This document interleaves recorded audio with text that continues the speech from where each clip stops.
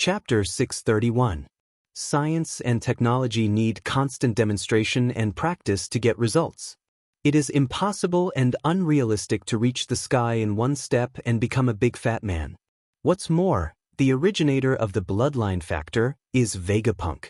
Caesar is naturally not as good as Vegapunk. The science and technology controlled by the strong are 500 years ahead of the world. This title is not groundless, but worthy of it.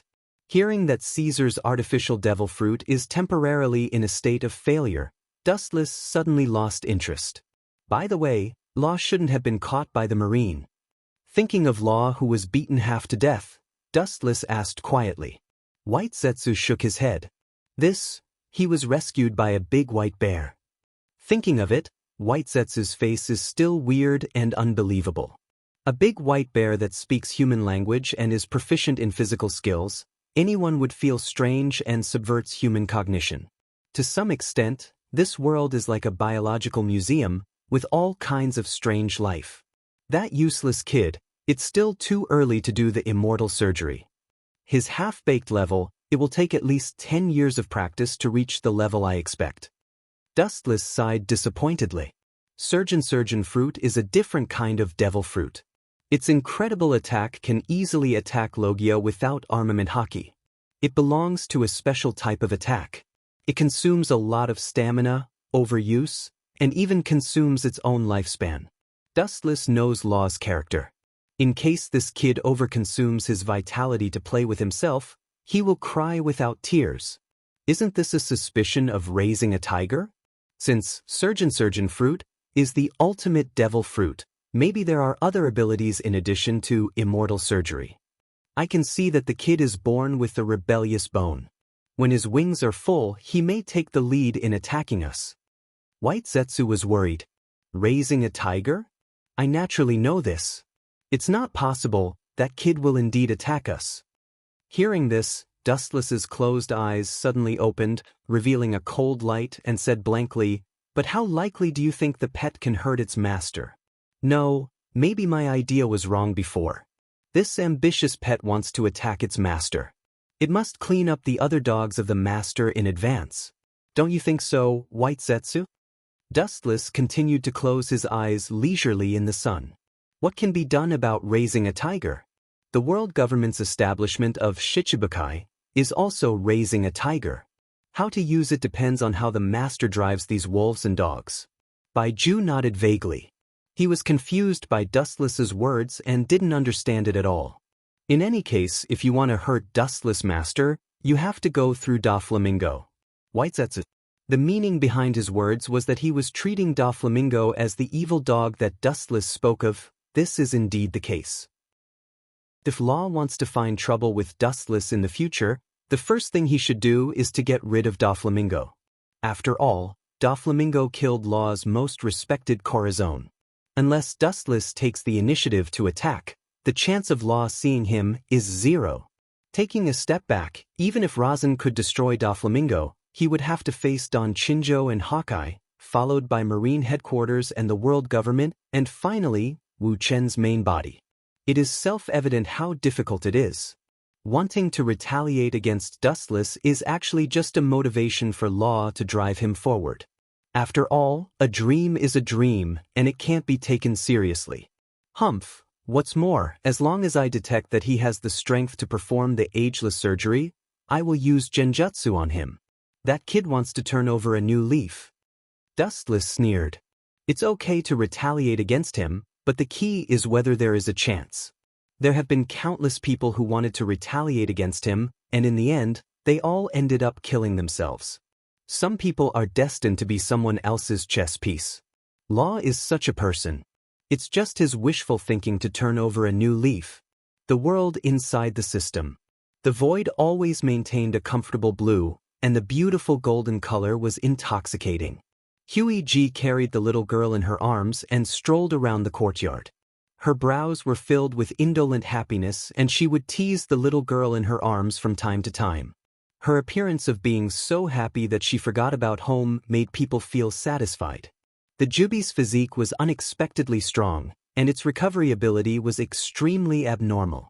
The day after giving birth, Kagaya was able to get out of bed and walk at will, and she recovered in 2 or 3 days. This scene is rather harmonious. Dustless sighed with emotion, his tone carrying jealousy. Ling, the incarnation of the system consciousness, glanced at Dustless and saw what he was thinking at a glance. She said disdainfully, "You are obviously jealous that little Ueshi can be so close to Kagaya. You are not young anymore. You have lived 3 lives and you are more than 60 years old. You are jealous like a child who has not grown up." Hearing this, Dustless's mouth twitched violently, and he smiled embarrassedly. When Ling saw through his thoughts, he couldn't help blushing. As Ling said, he was indeed jealous. That little kid stuck to Kagaya all day long. Dustless wanted to find a suitable opportunity to talk to her. After pregnancy, women will report for charity and gentleness. Such a once-in-a-lifetime opportunity is suitable to talk to her and promote the relationship between the 2 sides. Maybe he can have a beautiful night with Kagaya, but it's all taken by that little kid. The depression in Dustless's heart can be imagined. Ueshi seemed to be aware of Dustless's depression. Her beautiful eyes narrowed into a crescent shape, cute dimples appeared on her face, and her dark eyes jumped slyly. For fear that Dustless didn't know her existence, she called out to him. Seeing this scene, Dustless's old face couldn't help but turn black. He always felt that this deceptive girl was deliberately doing this. Chapter 632. Dustless was also helpless about this. In Huey's heart, the weight of Yushi and Dustless was a one-sided situation. If he rashly struck up a conversation, even if he didn't want to admit it, there was an 80% chance that he would be humiliating himself, and he might even be mocked by Huey. "What a rare guest, what are you doing here?" The water surface splashed with faint ripples, and Huey was like a dragonfly skimming the surface of the water, gracefully arriving in front of Dustless.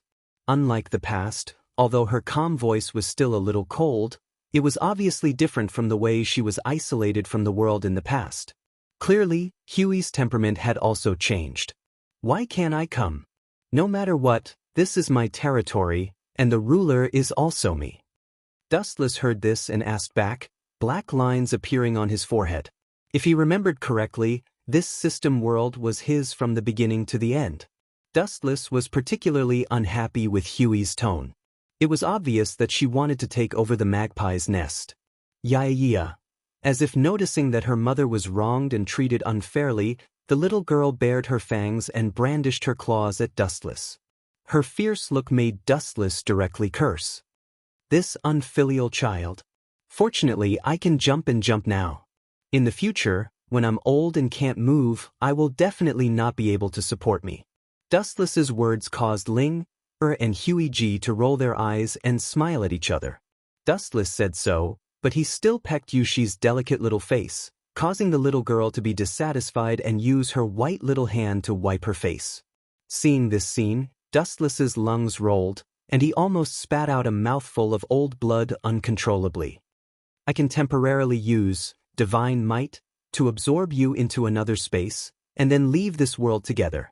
Dustless looked at Huey with a serious face, looking for an answer. Hearing this, Huey shook her head resolutely. "Let's talk about it when Yushi grows up. I feel that my life is much more fulfilling than before." Saying that, Huey also pecked Yushi's face.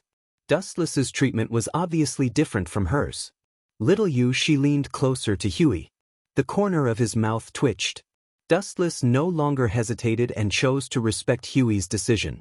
Little Ueshi's shining eyes were filled with longing. She couldn't wait to grow wings and go out to see the outside world, but she was ignored by Dustless and Huey. As for the other girls, Dustless also went to take a look and got the same answer. They were not very interested in the outside world. They were not the kind of people who liked to join in the fun. It was not a bad thing to gather together and talk about the memories of their youth. Dustless was anxious because he had already used various means to delay the lifespan of these confidants, but he could still vaguely see the fine wrinkles at the corners of their eyes. This meant that their lifespan was declining. Immortality, these 4 words sounded easy, but it was hard to do. Until now, Dustless also knew Law's ability, and the light fruit in his space had the ability to increase lifespan. The whole world was full of heroes, guided by the words of the pirate king, Roger. Before his death, the number of pirates all over the world soared, and they were all yearning for the legendary treasure. The overall strength of the pirates is above the marine, but they are just scheming and killing each other, so they are not a problem. Even so, the overall strength of the marine is not much stronger. It seems that you only said this, Sengoku? Dustless asked while holding the den mushi. The person on the other side is Fleet Admiral Sengoku of the Marine Headquarters. The purpose is also very simple. Dustless's strength is obvious to all, and he hopes to use his strength to train the Marine recruits. What a joke, Dustless's own subordinates have never trained. How can he be bored enough to help Sengoku train the recruits? There is a retired Z that can do it. Could it be that this group of guys and Z had some irreconcilable conflict? Dustless secretly guessed. Z is a tragic character. He was loyal to the Marine all his life, but in the end he died in the hands of the Marine. According to Dustless's guess, Z has already given up on the Marine, so even if he doesn't help the Marine train the recruits, it is understandable. With all due respect, your justice is too childish. I can't agree. Dustless refused. The reason why he is the so-called honorary admiral, to some extent, is more like a disguised transaction. If there is no benefit, Dustless will not accept this hard work. Sengoku's face turned black, and he cursed in his heart. If you don't want to help, then don't help, but insult our name of justice. Sengoku's heart is actually very bitter. The Marine has done countless shady things in the dark, and it is really not that righteous. Justice is just hanging on the mouth to fool the world. The people who really put justice in their heart are rare, such as Sakazuki is more like a butcher in the name of justice. It is not an exaggeration to say that the Marine's justice is a child's play. After some small talk, Sengoku closed the den mushi. Talking nonsense with Dustless will only make him more confused, and even his thinking will not be normal. Asking Dustless to train the Marine, the reason why Sengoku had no choice but to use this opportunity to catch Don Chinjo alive to promote Sakazuki and others to Admiral. Who would have thought that the old guy ran away halfway? In order to block the mouths of the people, Sengoku had to put this matter aside. Sengoku, this guy must have some conflict with Z, Dustless said with certainty. The Marine's current philosophy is contrary to Z's justice. Z who can't see the hope of the future is discouraged, and anything is possible. The Marine is just the surface of the world government, and in fact, they have been playing the role of a clown. Sometimes, the Marine is more like the scapegoat of the world government, and their profession is to take the blame for the Gorosei. Letting Dustless play with them, Sengoku actually thought of it. Dustless frowned. The life and death of the Marine is none of his business. He can just watch. Chapter 633. Sengoku's heart was extremely gloomy, and his face was as ugly as if he had eaten a rat. If he could, he really wanted to fight with Dustless to vent his anger. However, Dustless was in Mariehua, and he was a Tenryubito, and his strength was not weaker than him. A Marine admiral offended him, and Fleet Admiral Sengoku couldn't get angry easily. The gloom in his heart could be imagined. Ah, you must have been defeated by Royce South again. Garp laughed unscrupulously as he walked into the office. At the same time, he quickly stuffed the shell into his mouth, which was quite cute, but Garp's eyes flashed with a cold light from time to time. Obviously, there was a deviation between the surface and what he thought. Sengoku looked at Garp with interest. He knew that the old guy was a rough and delicate person. He was actually very smart, and there were some places where he was far behind. Do you have any good ideas? Sengoku asked expectantly. Hearing this, Garp just rolled his eyes and stuffed a lot of shells into his mouth in one breath. A smile appeared on his rough face as he shook his head and said, "It's not a good idea, but fart, there is one." Puff. The air in the Fleet Admiral's office, which was still comfortable, suddenly became as smelly as a toilet. Sengoku's old face changed greatly, and he quickly opened the window for ventilation. Turning his head, he stared at Garp angrily, and his old face turned green. This old guy was getting more and more disrespectful to him as a Marine Fleet Admiral. Today it was fart, maybe it will be even worse in the future. By the way, our Marine's justice is sometimes too childish. Garp suddenly said seriously. Sengoku's expression suddenly froze, and he wanted to refute, but he was speechless, because he understood that this was a fact, and the current situation of the Marine explained everything. On the surface, it seemed that they were united, but in fact, they were also ganging up on each other. First of all, Admiral Z was discouraged by the Marine. Even if Z didn't say it, the shrewd Sengoku could see it. Secondly, the future three admirals expressed their own opinions, and they were also divided. Sakazuki and Kazan had serious conflicts in some areas. Although he was biased towards Kazan's justice, he couldn't show it. As for the slick Borisari, he had been directly ignored by Sengoku. He was the most unreliable one. Well, so what? Justice will not lose to evil pirates. Sengoku said stubbornly. Although the Marine's justice is indeed not worth a few cents, but there is a saying that if you win the hearts of the people, you will win the world. The civilians of the whole world at least still support the Marine, which is also the foundation of the Marine's long-term success. Sengoku, the reason why you spent so much effort to study the humanoid weapon is also a sign of guilt. Garp stared at Sengoku's face and said straightforwardly. Perhaps it was because he was worried about the future of the Navy that he developed this killing weapon that would only obey orders.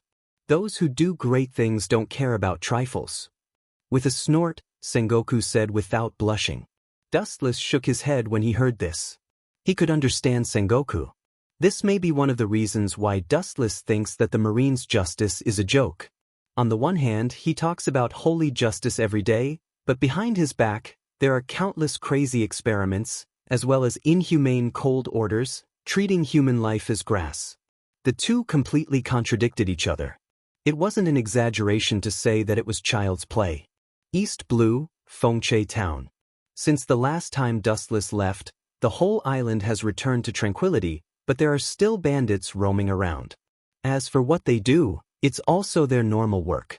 Luffy didn't know anything about the last incident, which was also thanks to Dustless. Ace and Sabo didn't tell him because they were afraid of leaving a shadow in his heart. In the lively tavern, the Akagami, red hair, pirates drank beer and laughed. They had forgotten the pain of the past and found new companions during this period. Soon, Akagami, red hair, will choose to return to the new world. This time, the tavern is equivalent to a farewell drink for everyone. During this period, the rubber fruit that Shanks brought to the New World was also eaten by Luffy by mistake and became a landlubber who couldn't swim. Shanks could only smile bitterly. This is the last time we meet, Luffy. Rubbing Luffy's hair, Shanks smiled generously. Luffy nodded disappointedly. His eyes were full of reluctance. Then he raised his fist and shouted, "I will also become a world-famous pirate in the future." It was still a short time, but Shanks' brainwashing and talking skills were done well. Luffy was fooled and full of yearning for the magnificent sea. "That's the best. I'm really looking forward to meeting you in the new world in the future." Shanks was pleased to see this. "In the future, I'll go? You don't need to go. Pirates value teamwork. All of you stay here. Isn't it a teamwork to be buried with me?" Luffy's immature voice suddenly deepened, like the whisper of a devil, filling the ears of red-haired Shanks. Immediately, his pupils changed strangely, flashing with a demonic bloody light. Luffy's whole body floated with a faint bloody light, and it was extremely gloomy. Because it was too evil, the entire tavern fainted in an instant. The only ones who could remain conscious were red-hair Shanks and his crew. "What? Haven't you recognized your old friend? It's really disappointing.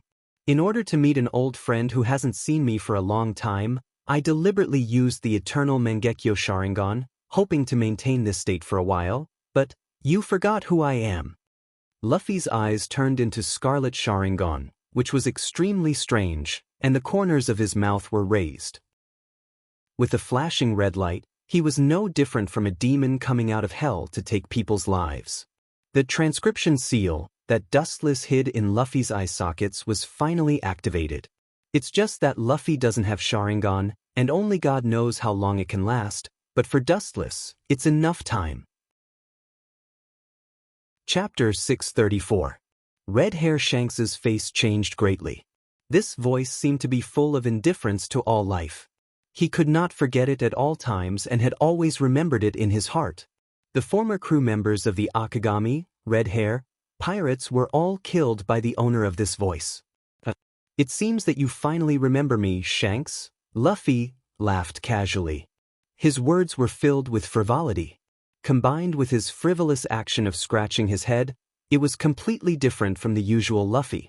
Especially those red eyes that were emitting a red light that could devour people, they were filled with an indescribable pressure. These strange eyes are the nightmare of the entire crew of the Akagami, Red Hair, pirates, and they will never let it go. It has already left an indelible mark in their hearts. There is no doubt that at this moment, Dustless's consciousness replaced Luffy's. The Akagami, Red Hair, pirates who had interacted with Dustless were nervous and looked at the 7- or 8-year-old Luffy. The atmosphere was extremely oppressive for a moment, and the air froze in an instant, and there was even a suffocating danger. Who are you? Coincidentally, at this moment, a puzzled voice suddenly resounded. The man with a long gun suddenly took a few steps forward and was close to Luffy, looking at the flashing red eyes with interest and fear in his heart. Get out of here, bastard. Trash like you is even worse than those notorious pirates. Raising his eyelids, Dustless's voice was as cold as frost. For people like Jesuit, Dustless hates them the most. What did you say? Apologize to me immediately. Hearing this, Jesuit's face changed greatly, and the muzzle was almost instantly aimed at Luffy, staring at him angrily. No one can be relieved when they are called trash and bastard. If Luffy was not a child, he would have shot him immediately. Stop, Jesuit. He is no longer Luffy, and Luffy's consciousness has been replaced by someone else. Red Hair Shanks said hoarsely. The western sword was already in his hand, and he was on guard against Dustless's every move. Jezeb was taken aback when he heard that. Just as he was about to retract his gun, Luffy's tender body leaped up in a strange manner. His movements were smooth and fluid, and his powerful little foot kicked mercilessly at Jezeb's face. Bang! Jesus Boo, who was caught off guard, was sent flying and crashed into a big tree. Trash like you is worse than scum. Staying here will only pollute the air. Dustless's crimson eyes were filled with disgust. His tone was mechanical and emotionless. Dustless hated selfish people like Jezeb the most. For his so-called dream, he abandoned his wife and children to become a pirate. Even when his wife died, he didn't look back. Dustless could not sacrifice his own family members to realize his dreams. Even if he was cold-blooded, he could not do it. His confidants were existences that he would risk his life to protect, let alone abandon them. Therefore, Dustless wanted to kill Jesus Boo the moment he laid eyes on him. If it weren't for the insufficient chakra in the transcription seal, he would have definitely torn this heartless bastard into pieces. You're courting death. Jezeb's eyes flashed with murderous intent, and then he rushed over, his fist covered with armament hockey, and it seemed that he wanted to teach Luffy a lesson. Akagami, Red Hair, pirates are first-class masters. Jezeb can cover bullets with armament hockey, and his limbs can naturally use armament hockey. Come back, Jezeb. This guy is the culprit who forced the Akagami, Red Hair, pirates into a desperate situation. Vice Captain Ben Beckman suddenly screamed. His tone was full of eagerness, but it was too late. Dustless's crimson eyes twisted, and he spat out cold mist. Trash that is worse than scum. You will be cut to pieces in the dream world. As soon as Dustless's voice fell, Jesus Boo's rapidly approaching body suddenly stopped. His eyes were empty and dazed, like a zombie that had lost its soul, turning into a walking corpse. He then fell to the ground, unable to bear it any longer. Dustless easily dealt with him using illusions. Seeing this scene, the Akagami, Red Hair, pirates raised their swords. I'm now occupying this little devil's body. Are you sure you want to do it? Dustless looked at the furious Red Hair Shanks and chuckled. This is just the chakra in Luffy's body, and Luffy will bear the injury himself, so he expects that Red Hair Shanks will not do it. You, who the hell are you? Jezeb, who fell to the ground, gritted his teeth and asked. His whole body trembled unnaturally, twitching unconsciously, and his forehead was covered with cold sweat as if he had suffered a lot. His face was as fierce as a ghost, pale as snow, and powerless. The members of the Akagami, red hair, pirates quickly helped Jezeb. "Oh, I prefer to call him the evilest man in the world, or the most despicable man in the world." Red Hair Shanks roared in a low voice, wanting to tear Dustless into pieces. If he lost in an open fight, he lost because his skills were not as good as others. Red Hair Shanks had nothing to say, but Dustless always used this kind of despicable means. The enemy was close at hand, but Red Hair Shanks couldn't do anything, and his lungs were about to explode. "Oh, I like to see you want to turn my bones to ashes, but you can't do anything about it. Aren't you the Yonko for emperors of the New World? If you don't like it, come and hit me," Dustless said sarcastically. The appearance of a villain made Red Hair Shanks go berserk on the spot, and the sword in his hand suddenly raised high. After seeing Luffy's face, he reluctantly retracted the sword. "You guys are really ugly. You want to be a bitch but still want to have a monument," Dustless said lightly with a tone of disdain. It is undeniable that pirates do pursue freedom and like to take risks. But this is based on the pain of others.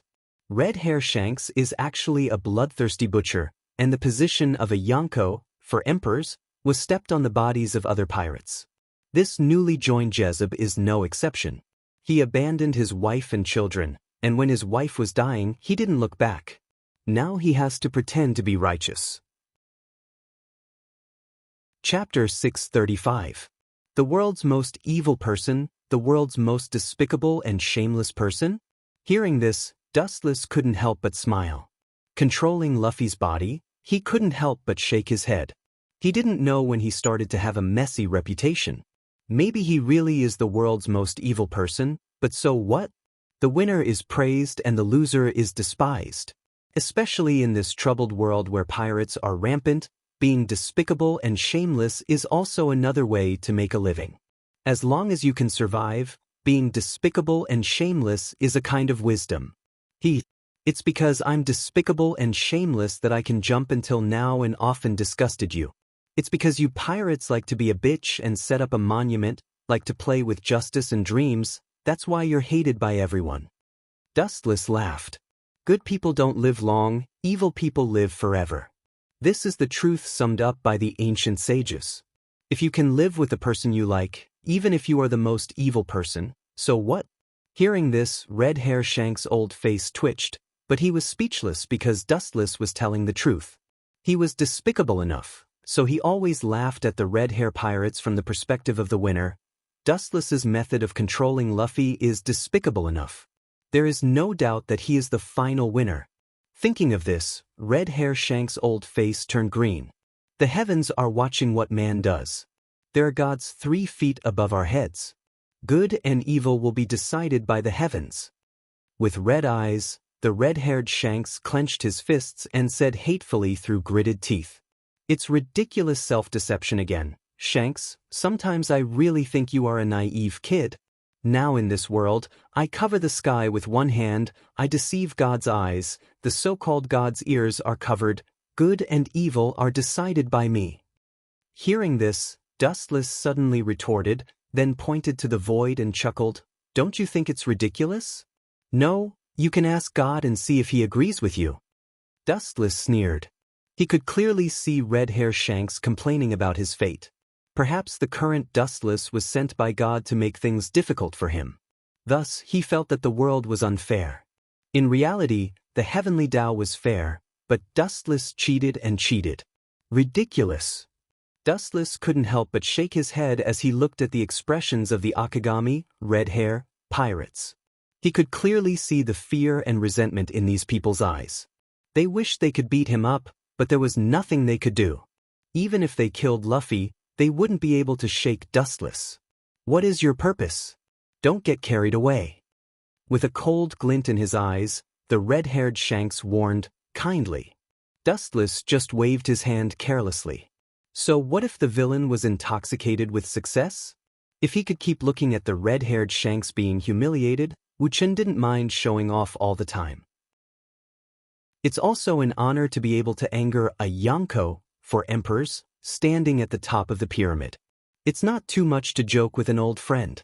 We have fought several times and we are old friends. It's just that every time I beat you up, I'm sorry, next time I will be merciful.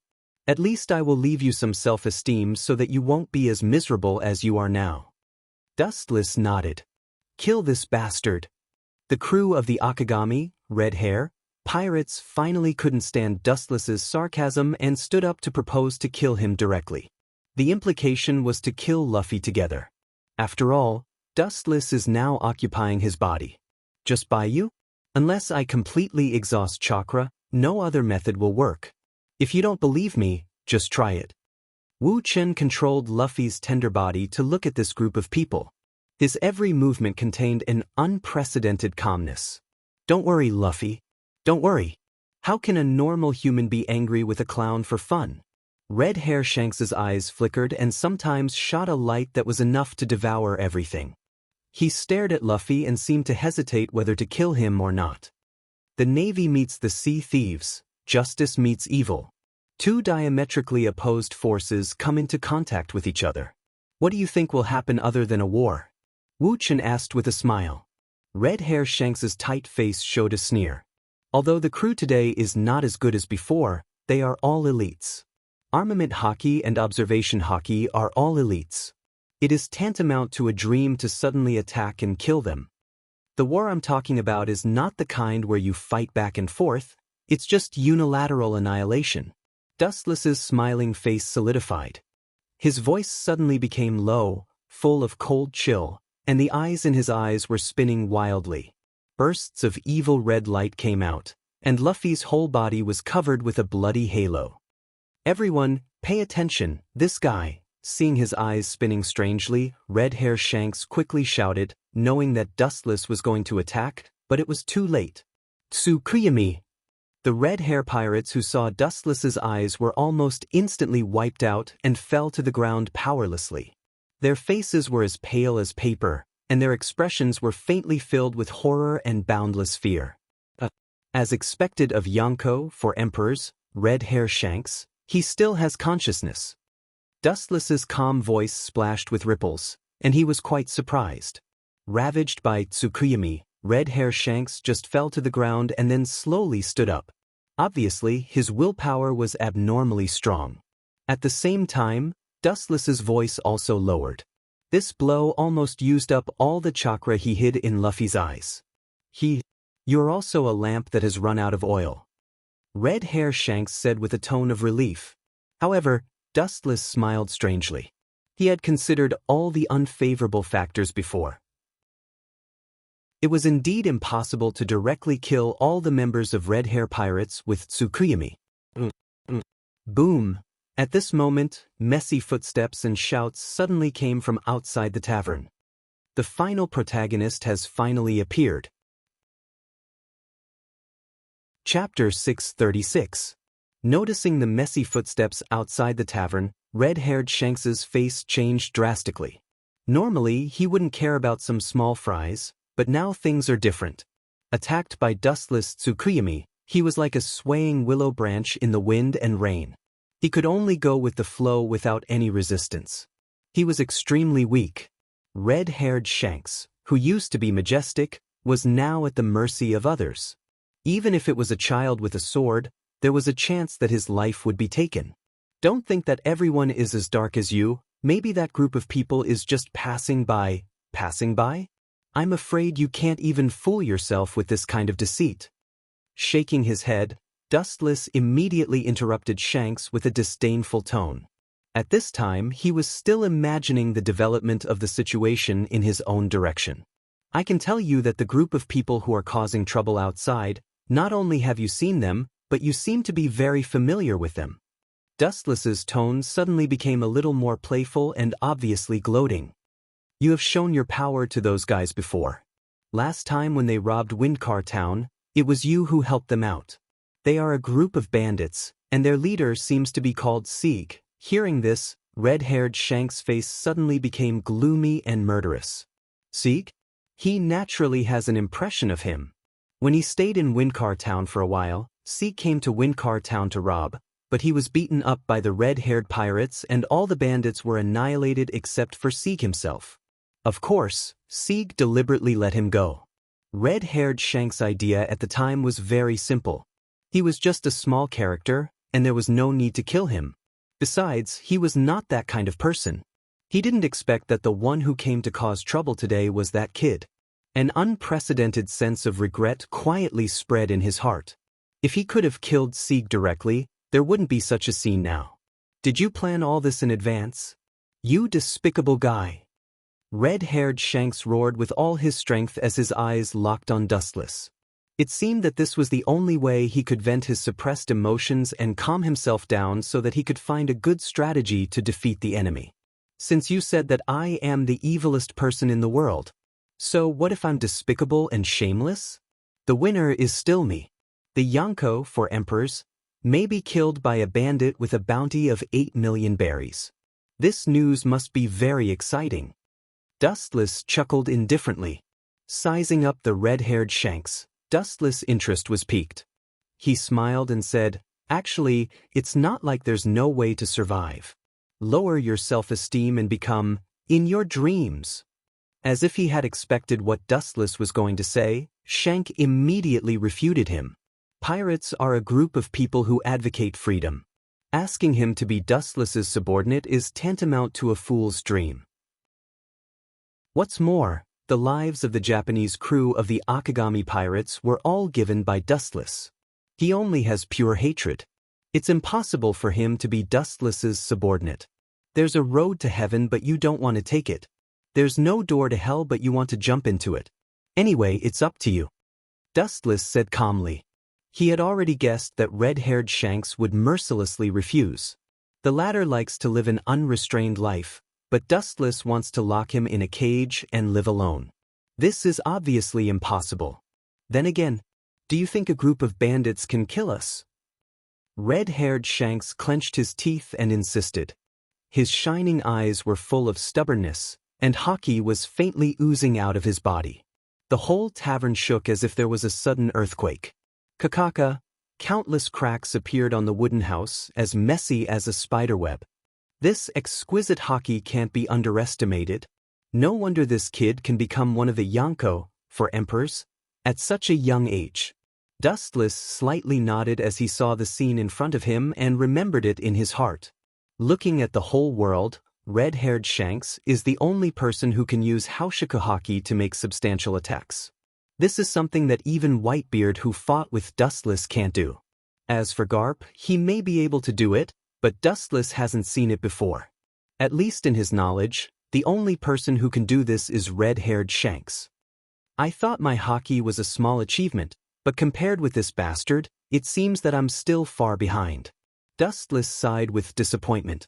In the final analysis, he is also a human being. Everything needs to be done step by step. Although hockey's training is very fast, it's still a far cry from red-haired Shanks. Boom boom boom. The tavern finally couldn't withstand red-haired Shanks' hockey and burst in an instant. The pillars supporting the roof have collapsed and the cracks around them are getting bigger and bigger. The sunlight from the outside has shone inside the tavern. Is it possible that this guy, a dog, will jump over a wall? This sentence is appropriate for red-haired Shanks. He can also jump over a wall. Dustless instantly understood the intentions of red-haired Shanks. He intends to use Haushiku hockey to directly collapse the entire tavern and bury the entire Akagami, red-haired pirates, in it. In this way, it will be possible to escape this disaster. The bandits are just looking for money. Naturally, it's impossible for them to reorganize the collapsed tavern, and maybe the nearby Marines will arrive at any time and loot the entire village in a short time and then slip away. But you're really vicious. The crew of the Akagami, red-haired pirates, is a strong man. Naturally, they won't be killed by the collapsed piles. As a rubber man, Luffy won't have an accident, but the ordinary people in the tavern will inevitably become funerary objects. They are all mortals. A mad dog driven mad is scary enough, but I suddenly feel that a mad red-haired Shanks is even scarier, because he's capable of doing anything. Chapter 637.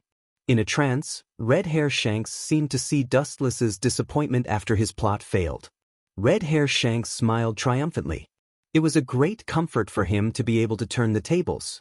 Always being suppressed and beaten violently, even an Iron Man will leave a psychological shadow. I should have told you before, don't have any naive thoughts. Look at you now. Dustless shook his head and sighed hopelessly. Red-haired Shanks had apparently entered into his wild imagination again. After many years of scheming, Dustless has become accustomed to accidents. You're on your own. Glancing at the red-haired Shanks, the chakra left by Dustless in Luffy's body was completely consumed. Luffy also lost consciousness and fell to the ground, falling into a coma. Boom! The entire tavern collapsed in an instant and turned into a pile of ruins, burying Akagami, Red Hair, pirates in it. As for the ordinary civilians, they were smashed into flesh and blood in an instant. People are selfish. Since Akagami, Red Hair, wants him and his companions to live, he can only do this. As for those innocent people who were implicated, at most, he will kill Dustless in the future to avenge them. Give me an inch and I'll take a mile. Mariehua's Dustless body sneered again and again. He likes to clean up people who think they can't do anything. God treats everyone fairly, and Red Hair Shanks has no protagonist aura to break out. On the contrary, Dustless's flames are enough to cover and burn the whole world, and the first unlucky one is Mariehu. To be exact, White Zetsu and Hancock are now under the same roof as Dustless. Both of them trembled in fear and didn't dare to look up. White Zetsu, who knows Dustless's nature, knows that he won't kill his own people. On the other hand, Hancock's pretty face is pale and full of fear. It's no wonder that it's the first time she has seen Dustless's murderous look, and it's normal for her to be afraid. Your doppelganger is still in Windmill Town, right? Even if you can't get rid of Red Hair's group, you can at least make them suffer, Dustless said as he stared coldly at White Zetsu. White Zetsu immediately nodded when he heard that, indicating that there was no problem. Red Hair Shanks at his peak was definitely not a match for him even if there were 100 of him stacked together. However, Red Hair had already been tricked by Dustless's Tsukuyomi, making it much easier to deal with him. Idiot, of all people to offend, you just had to offend Lord Dustless. In his heart, he couldn't help but curse Red Hair for being brainless. After so many lessons, that kid didn't seem to have grown any wisdom. This was the result of fighting Dustless. If White Zetsu was Red Hair, he would definitely hide in the mountains. Dreams had to be realized with a life. After a moment of silence, Dustless gave a few more instructions. Then Baiju left. Master, Sister Otoheim just came back. She seems to be very tired and is now resting. Seeing White Zetsu leave, Hancock said softly. Dustless nodded slightly, and a bright light flashed in his eyes. Otoheim came back, indicating that the task given to her was a fruitful one. Then his face was a little guilty. Thinking of his rudeness to Princess Otoheim in the past, Dustless's face was apologetic. He was cold, but he would treat those who sincerely supported him sincerely. He was indeed a little ruthless to Otoheim in the past. In the dead of night, the lights of the entire Mariehua gradually went out. In the dark corridor, Dustless walked. He was used to the darkness, and there was no difference between night and half a day. After several turns, he came to the room where Otoheim slept peacefully. Looking as far as he could, his line of sight passed through the red silk curtain. Otoheim fell asleep and was about to step in. Dustless's eyes flashed with hesitation. Thinking of Otoheim's fatigue, he turned and left. Coming here late at night without saying anything, you shouldn't be bored enough to spy on me sleeping. A light voice with a little complaint sounded in his ears. Dustless was stunned and then turned around. His face was very unnatural. To be honest, he didn't have any extra thoughts. He just wanted to see how Otoheim was doing recently. I don't have a heart of stone as you think. Dustless wondered. Otoheim smiled when she heard this. She knew that Dustless was telling the truth. Although he was barbaric and rude to her before, Dustless is indeed gentler than before. Then again, Whitebeard, that ambitious guy, may really have a possessive desire for the ancient weapon, Sea King. Since the last battle with Bigu's mom, the number of Whitebeard pirates in Fishman Island has increased a lot. Princess Otoheim said cautiously. After tidying up her clothes, Princess Aji's watery eyes couldn't help but darken. She didn't mind that her perfect curves were completely exposed. Everything about her was occupied by Wu Chen for his own use. Covering up would only increase the ridicule. Of course. Otherwise, why do you think Whitebeard is protecting the Fishman Island and showing mercy? Wu Chen said calmly, as if this was how it should be. In fact, Whitebeard and Dustless have the same purpose. They are both going for the ancient weapon. The source of the news is naturally One Piece and his best friend Roger. It's all your fault.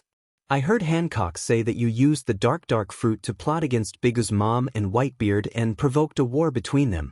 Whitebeard, who realized his shortcomings, had other ideas. At this point, Otoheim's resentment was more than enough. At the same time, her view of Whitebeard was also very different. She was grateful to him for sheltering Fishman Island, but she didn't expect his real purpose to be the ancient weapon. Although it was Wu Chen who forced Whitebeard into a desperate situation, it also showed that a tiger on the verge of desperation could do any crazy thing. You should thank me for letting you see the essence of Whitebeard. Otherwise, your Fishman Island would still be in the dark. Dustless laughed and peeked at Otoheim, showing an expression that you should thank me. Otoheim stared at Dustless and didn't know whether to laugh or cry. This guy is really shameless, but she has to admit that this is a fact. She gave a big white eye to Dustless and then pulled him into the room. Chapter 638. Every minute of the spring night was worth 1,000 gold, and the beautiful scenery was naturally not worth mentioning. When Dustless and Otoheim got up, it was already late in the morning. Under Hancock's care, Dustless lazily got up from the bed. Everything was handed over to his subordinates, and he was unusually free. Sometimes he strolled around the slave auction house, or went back to the system world to tease little Moonshi. Although life was boring and monotonous, it was also full of other kinds of fun. In short, although life was different from what he imagined, Dustless did not feel bored. By the way, why did you push me to the position of the king of the Fishman Island? When eating, Otoheim asked puzzledly. A while ago, Dustless secretly sent her back to the Fishman Island, in fact, to inherit the position of king of the Fishman Island. As for King Neptune, Dustless had already reconciled him with other means. The one who killed him was the power of Dustless in Shirahoshi's body. Although it was not strong, it was more than enough to kill Neptune. After learning the news, Otoheim almost collapsed in despair. Persuasion was useless, so she had to use her eyes to temporarily seal her painful memory. Time was the best elixir. Over time, it would gradually fade. As for Neptune's death, Wu Chen could only apologize. A man of great ambition would not care about trifles. Some people who shouldn't exist, even if they were innocent, must be eliminated. The Fishman Island is the only way to enter the New World. Otherwise, you will have to cross the Yellow Earth to enter the second half of the New World. The geographical location is extremely important, and there are ancient weapons, and the existence of the Poneglyph. I need a reliable person to sit there as the king. Dustless said bluntly. The reason why he erased Neptune was that this old guy was flirting with Whitebeard all day long. Just in case, Dustless directly killed him. If his position was unknown, he was an enemy, and the enemy naturally could only be killed. Although he felt sorry for Otoheim, Dustless still killed him. Since he had already cuckolded Neptune, it was a relief to send him to heaven. Princess Aji nodded. She was confident in the position of Fishman Island's king. With Dustless as her backer, she could build her own ideal kingdom. Why was the Fishman Island bullied in the past? Because his background wasn't strong enough. Why wasn't his background strong enough? Because the Fishman Island has no value, even the value of being used has no value. Now Otoheim naturally cannot let go of Dustless. This big ship, seize the right time, the Fishman Island can restore the past glory. At this moment, a different scene was playing out in Windmill Town. This damn bastard, he can actually take a beating. White Zoo's mouth twitched. At that moment, red-haired Shanks, who was facing him, was already covered in blood. He had been severely injured by Dustless's Tsukuyomi. He was dispirited and had less than 10% of his combat strength left. But even so, Sieg and the bandits he led were still defeated by red-haired Shanks. Just in case, red-haired Shanks destroyed them this time. Of course, there were also countless white Zetsu underground. You're really a monster. Your willpower is really strong. Even after being hit by that kind of technique, you can still fight with such vigor. You're unimaginably strong, White Zetsu said gloomily while holding a broadsword. Red-haired Shanks was unreasonably strong.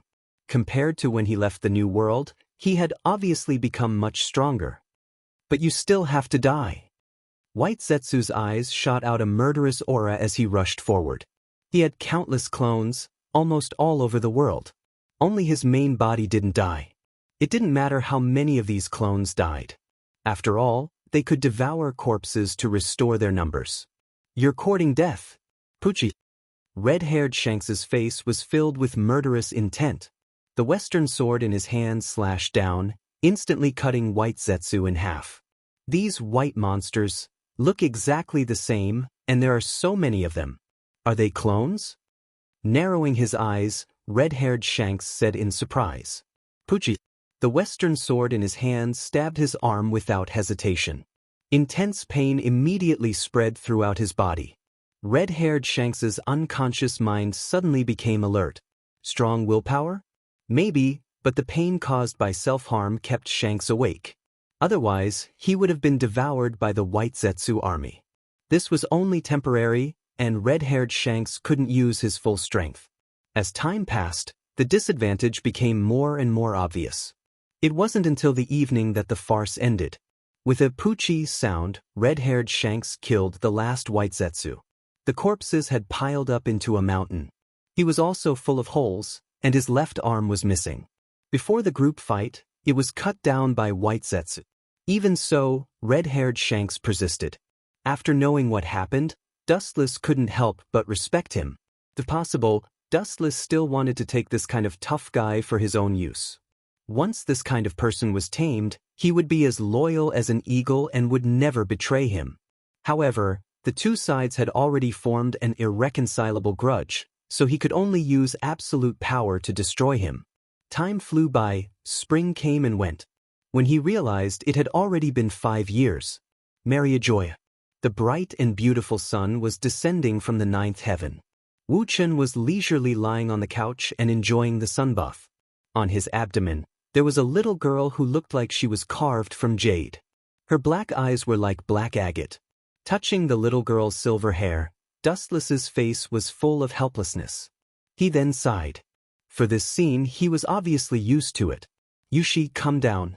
Do you want to crush father? Yushi just made a face at Dustless, then jumped 3 feet high and landed heavily on Dustless's abdomen.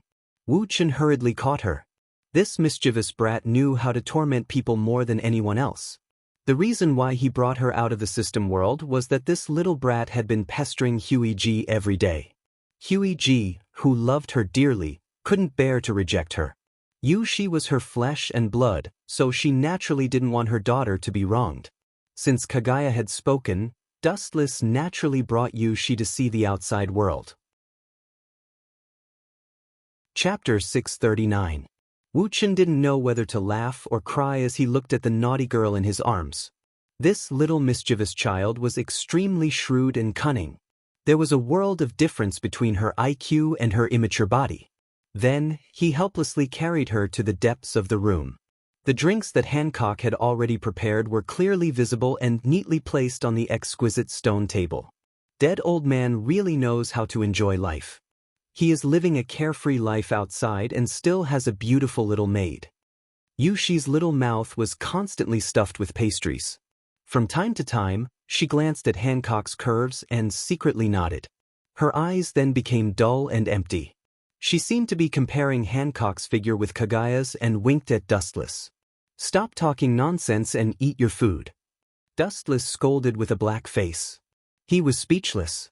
He really couldn't figure out what Kagaya taught this little girl. But looking at her eyes, it was obvious that she was self-taught. He picked up the newspaper sent by Hancock and read it carefully, looking for the information he needed. If he guessed correctly, the 3 lieutenant generals should set foot on the summit in a few days. Seeing that Dustless didn't answer, little She took advantage of the situation. Obviously, she didn't want to let Dustless go so easily. No wonder the aunties said that you are a monk who doesn't get close to women. I am the only one, it's the body. The words that were about to come out of her mouth stopped abruptly. Yushi's neck unconsciously shrank. Dustless's eyes were gloomy as he stared at her sternly. My body is normal. Yushi quickly changed her words. She begged Kagaya for several months before she was able to come out. She didn't want to be locked in the little black room by Dustless again. Helplessly glancing at her, Wu Chen withdrew his line of sight. This eccentric little girl was very strange. Sometimes he had to teach her a lesson. Otherwise, she might really take advantage of him. Rumble. The den mushi on the table suddenly rang. Dustless looked at Hancock, who nodded and took the den mushi. You really know how to enjoy life. Little Yushi rolled her eyes, but was simply ignored by Dustless. Living with Kagaya all year round, she is full of strangers to the outside world. The decadent life of the celestial dragons is beyond the imagination of the world. The resources of the whole world are at their disposal. In fact, compared to other celestial dragons, Dustless was already a monk who had seen through the world of mortals. Long time no see, Sengoku. A magnetic voice came out of Dustless's mouth. He said softly, You don't come to the 3 Treasures Palace for no reason. You must be up to no good by coming to find me. Marshal Sengoku on the other end of the phone was stunned. After thinking about it carefully, he was embarrassed. It was not a good thing for him to look for Dustless. Every time he looked for Dustless, he would find all kinds of hard work for Dustless. Ahem. There are exceptions to everything. Sengoku's face was red and he was gloomy. Before it started, in this short confrontation, he seemed to have fallen into a disadvantage. He couldn't help but feel emotional. Every time they had contact in the past, Sengoku seemed to be at a disadvantage. Do you want me to participate in the promotion ceremony of Kazan and Sakazuki? In an instant, he understood Sengoku's intention. Dustless's voice came into Sengoku's ears. Yes, at present, I am the only admiral in the marine. It is indeed unreasonable not to participate. Sengoku breathed a sigh of relief when he heard this, and his tight heart also relaxed. He was about to open his mouth to praise Wu Chen, but suddenly he became sensible and sent him to the 18th floor of hell. Even so, I still don't have time. You should know that my naughty daughter needs me to look after her. Dustless refused. Sengoku couldn't refute it. Hearing this, Sengoku's old face turned green in an instant. He was anxious for a while. As a marshal, he had never been smooth when he looked for Wu Chen, a general. Every time it was bumpy. Fortunately, he had already made preparations for this. He had long been prepared to coax and pester. After several years of getting along, Sengoku has figured out Dustless's temperament. This kind of person hates threats and coercion the most. If he does what he wants, he can turn the impossible into possible. If he blindly goes against Dustless, he will just be asking for trouble. There is no problem to participate, but there is a condition. About half an hour later, Dustless, who couldn't stand Sengoku's words, said. Sengoku's face was slightly stiff, and then he remembered the sensitive situation. He gritted his teeth and said, As long as it is within my power and does not violate the Marine's philosophy, I can promise you. Dustless nodded and was about to turn off the den mushi when Sengoku's intriguing voice suddenly sounded again, and the tone was full of different meanings. What do you think of the 3 of them? Sengoku's eyes narrowed slightly as he asked quietly. Dustless always felt that Sengoku's words had a hidden meaning. The 3 of them were naturally Sakazuki, Kazan, and Borsellino. Is this old guy looking for a candidate for the future fleet admiral now? Dustless was secretly surprised as an absurd idea suddenly popped up. Sengoku has not been in the position of fleet admiral for long, about 6 or 7 years, and he is still at the peak of his life. It is too early to choose a candidate for the future fleet admiral. Everyone has their own strengths. Borsellino, Kazan, and Sakazuki are all trustworthy, and they can all be stable in the future. Dustless took a sip of tea and said softly. At the same time, he also understood the intention of Sengoku. This old guy was nothing more than wanting to sound out his opinion. The candidate for the fleet admiral is not something that Sengoku can choose by himself. Generals like Dustless, Garp, and Vice Admiral Tsuru all have the right to speak. Now he is just asking for Dustless's opinion. As for the suitable candidate in Sengoku's mind, it is naturally Kazan. Not only him, perhaps Garp and Vice Admiral Tsuru are more inclined to Kazan. Now the most important thing is Dustless, the candidate decided by the marine giants. In the future, once Sengoku retires, Kazan will take over Sengoku's position. Chapter 640. Marlin's numerous warring states were full of hope, looking forward to Dustless's answer, their eyes anxiously waiting. A person like Sengoku was also a true man of justice, the complete opposite of those who talk about justice all day long but are perfunctory in their hearts. Although the things he dealt with were a bit dirty, at least he was more decent than people like Sakazuki. Unlike Sakazuki's extreme justice, Sengoku is more about benevolence and righteousness, which is somewhat similar to Kazan. Kazan. Of course he's more reliable than Sakasuji. Forgive me for being blunt, but there's a world of difference between the two. Dustless looked at Kazan with admiration and didn't hesitate to send Sakasuji to hell. It stands to reason that Sakazuki is an extreme person. In order to maintain the rule of Tenryubito and the world government, he can sacrifice anyone. Maintaining the rule of the world government is naturally a disguised protection of Tenryubito. But Dustless knows that Sakazuki is a loyal dog of Gorosei, 5 Elder Stars.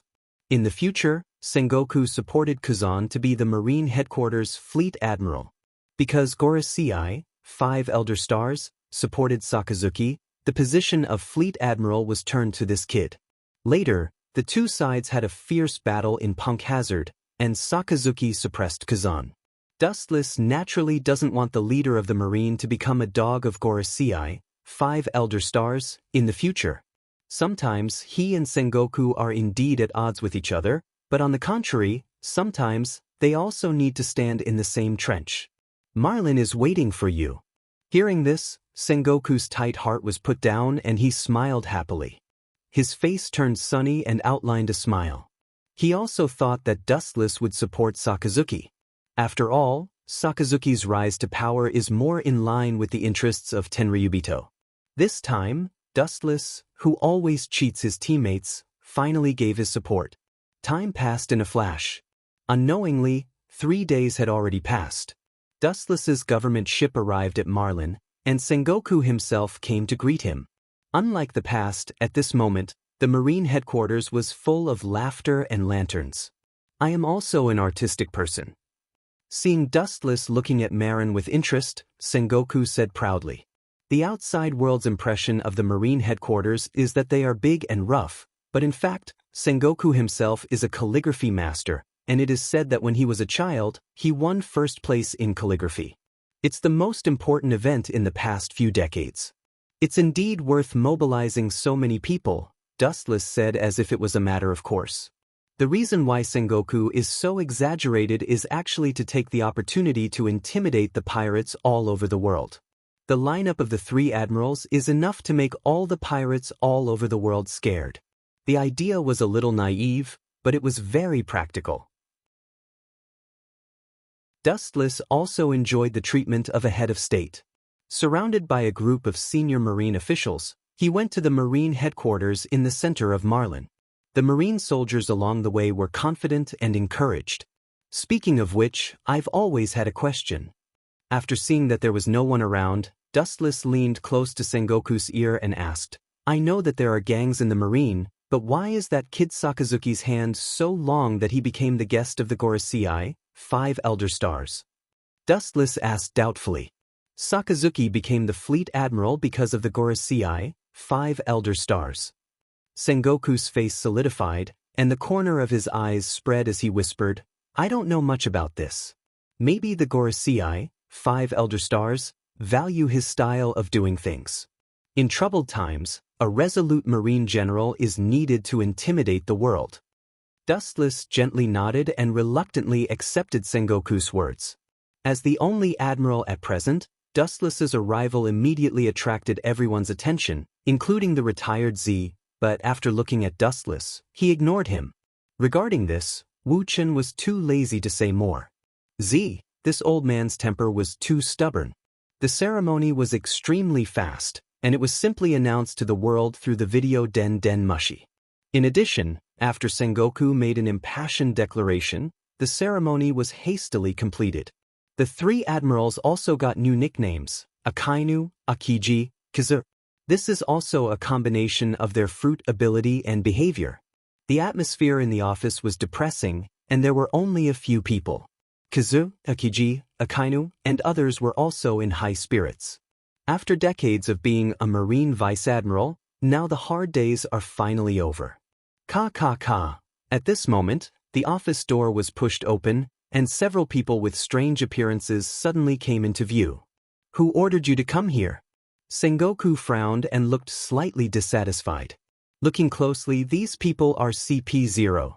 They are not under the management of the Marine, nor under the jurisdiction of the Gorosei, 5 Elder Stars. They only serve one target so far, Celestial Dragons. This group of guys. Marine Headquarters Admiral promotion has nothing to do with them. Dustless also frowned. For this group of CP0 who dressed like the indigenous people, Dustless is really not interested, even if their service target is Celestial Dragons.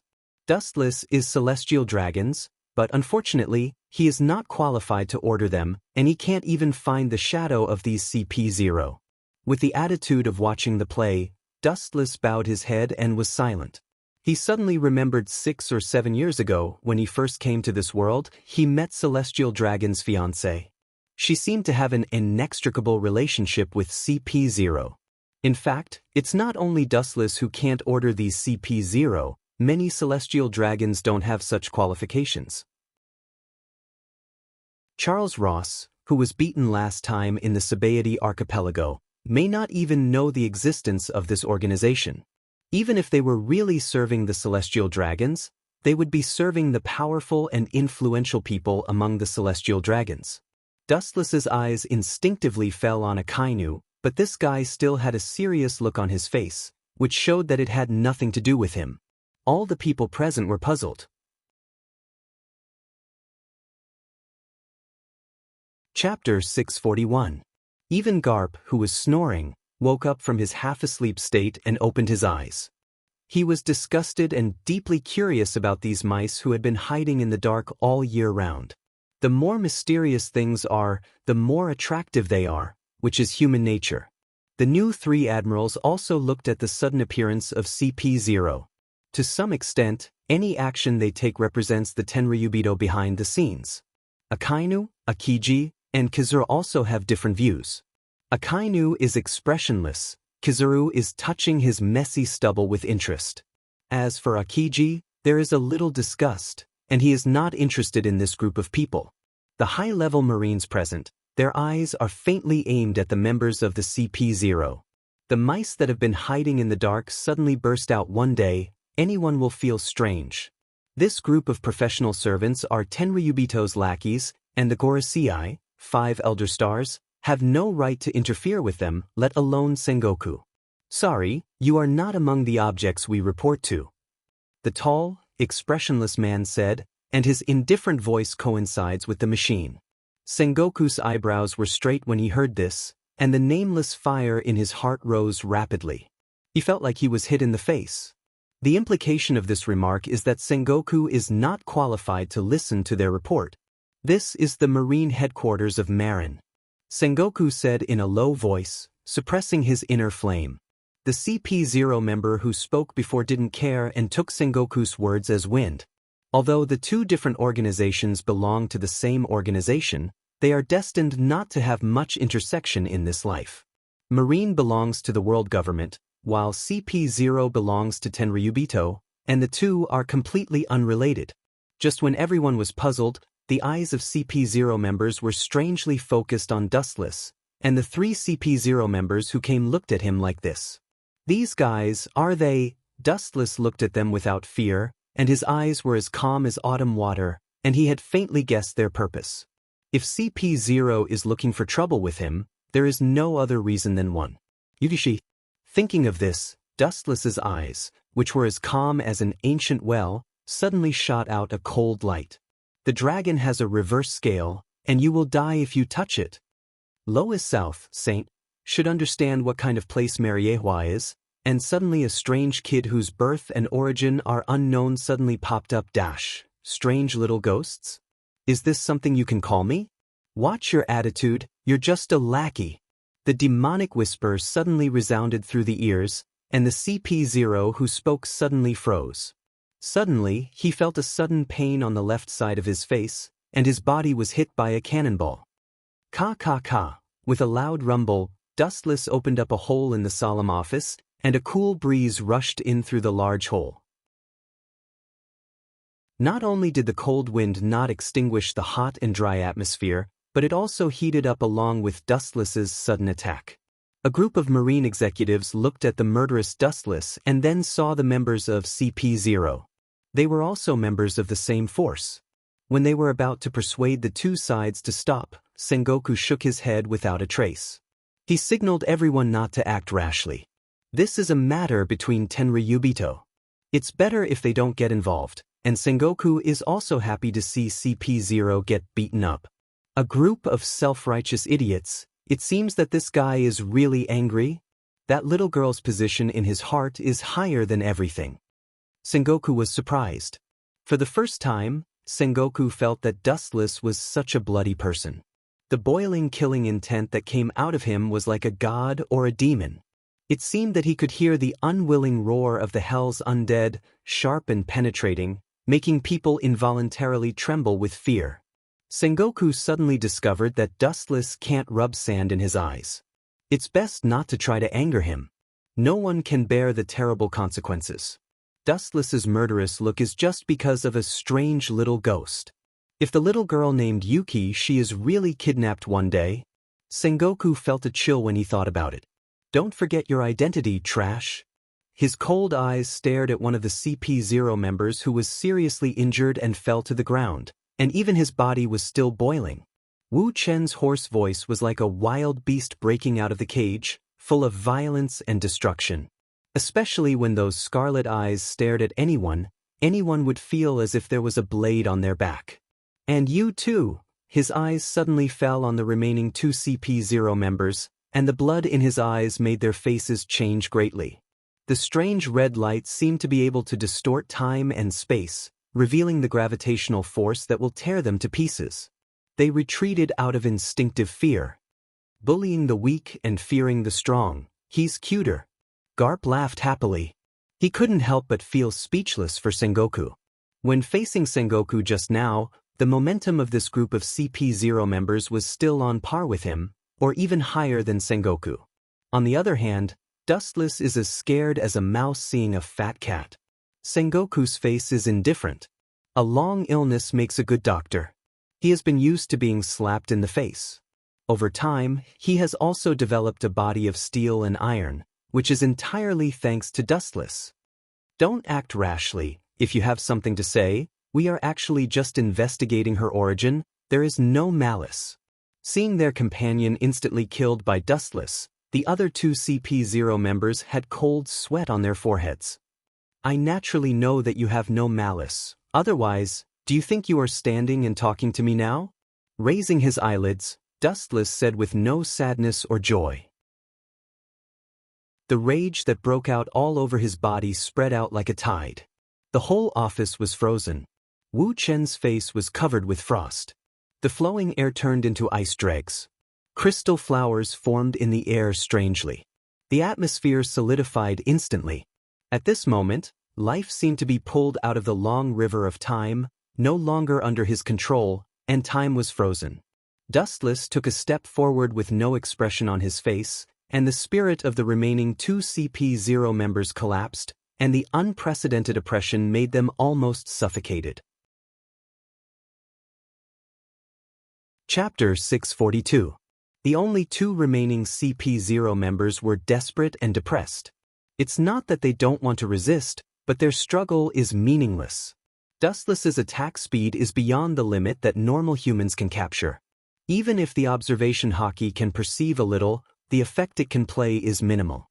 Their attack speed is not enough to deal with Dustless, and they can't keep up with Dustless's reaction rhythm, so all defense and counterattacks are a joke.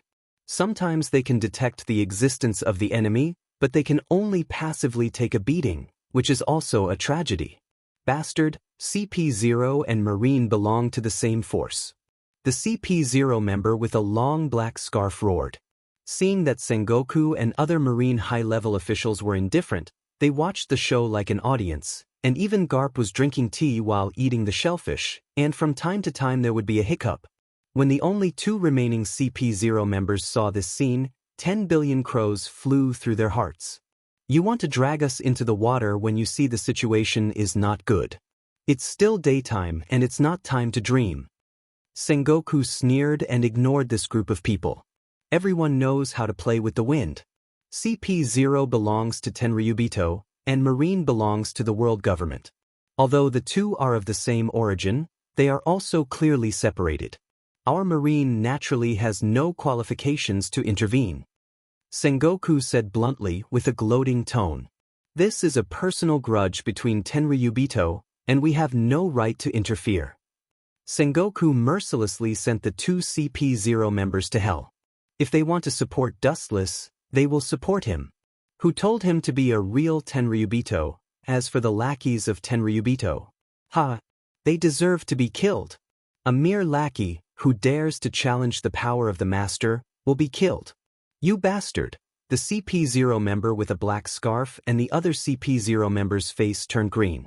As the direct officials of Tenryubito, they are used to being a tyrant, and this is the first time they have been humiliated in front of their faces. I'm right in front of you. You dare to be distracted, I think your strength is good. A low, emotionless, demonic chant rang out behind the two of them. Dustless appeared from the void like a specter. There was no aura at all. Compared to his light-speed movement earlier, he was now traversing through space. Observation hockey can't detect it. This was all thanks to the heavenly hand power that the system had obtained in the past. Within a certain distance, he could exchange items without anyone noticing. Louis South, Saint, don't be impatient. We don't mean any harm. This is a little girl who came out of thin air. There is no detailed record of a young lady who came out of thin air. Maybe she is a spy arranged by some people with ulterior motives. The CP0 with a black scarf trembled and quibbled. She couldn't help cursing in her heart. She didn't expect Dustless to be so strong. Moreover, he didn't act according to common sense. His straightforward nature was a true portrayal of him. He would never accept any compromise. Dustless was still unmoved.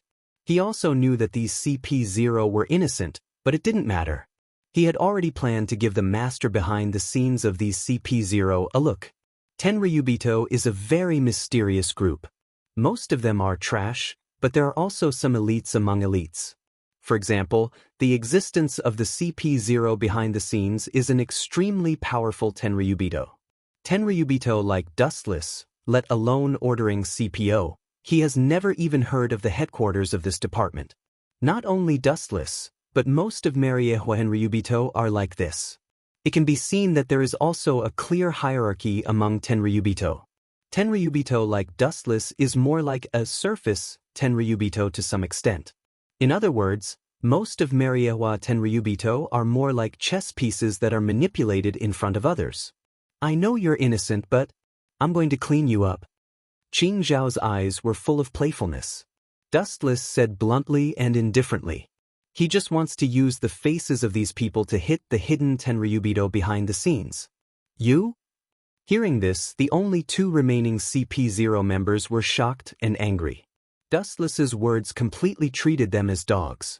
Although they were dogs, after Dustless said so, their anger still soared. I won't kill you because I want the three of you to bring a message to the master behind the scenes. Dustless's cold eyes turned around the two of them, and he said expressionlessly, it's not impossible to check the household registration, but you also need to see who the target is. If they think they are omnipotent, I'm sorry, I just like to deal with those who think they are outstanding. Dustless's words suddenly caused the two CP0 members to stare angrily. Unfortunately, in his eyes, it was just an ant's feeble protest, not even the slightest ripple splashed. Whiz! His body disappeared strangely for a moment, and when he reappeared, he was already beside the two of them. The extremely fast way of moving exceeded the limit of human nerve perception. All counterattacks are pale and powerless. Of course, this is also the reason why they don't train well. Terrifying people like Garp can perceive the existence of Dustless through observation hockey and can effectively counterattack. Ka ka ka. A crisp bone burst suddenly sounded, and then they saw Dustless's eyes were cold, and he grabbed the right arm of the CP0 member with one hand and easily crushed his entire arm. Ouch! The miserable roar of a pig suddenly jumped out of the CP0's mouth, full of unprecedented pain and hatred, complaining and hating Dustless's ruthlessness and blackness. It was just that Dustless turned a deaf ear to this. Yushi was his reverse scale, and this group of people actually dared to have designs on them. They did not tear them into pieces, but instead left them alive to struggle at death's door. This was already a great mercy. Dustless, on the other hand, felt that he was much kinder. If it was Huey G, she might have used Kill Grey Bones to blast him until there was nothing left.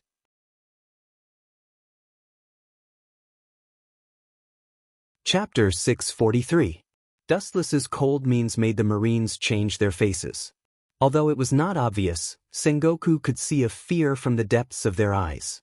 Looking closely, Dustless's eyes were cold, without any human emotions, and his quiet eyes were without ripples. If you have to find an emotion to replace it, it's contempt. The whole calf was covered with golden light in an instant, and Dustless swept out mercilessly. Boom! The originally closed conference room burst in an instant, a large fireball rose, and the dazzling sunlight shone in, causing everyone to close their eyes subconsciously. The solemn conference room was disintegrated in an instant, and a group of Marine executives showed a stunned expression, and they all looked at Sengoku.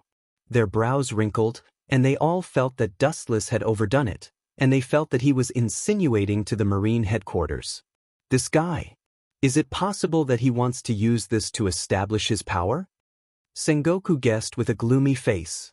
Then he felt that the possibility was great.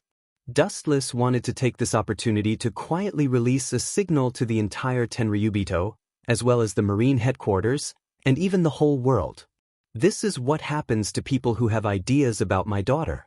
Royce South, please pay attention to the occasion here. This is the Marine headquarters.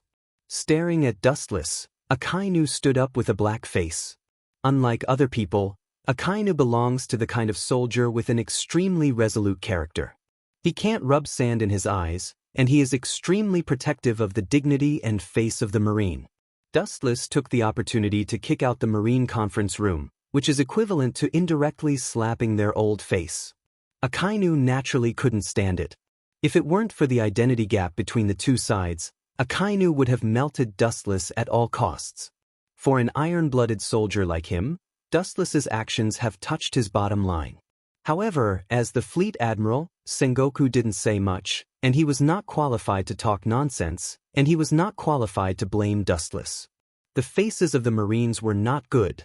Dustless was obviously making things big, and he was quietly warning them that this was the result of offending him. I'm sorry, once people get old, their reason will be replaced by emotions, and they will regard this place as their own home. I'm sorry. I'll be responsible for sending someone to repair this place.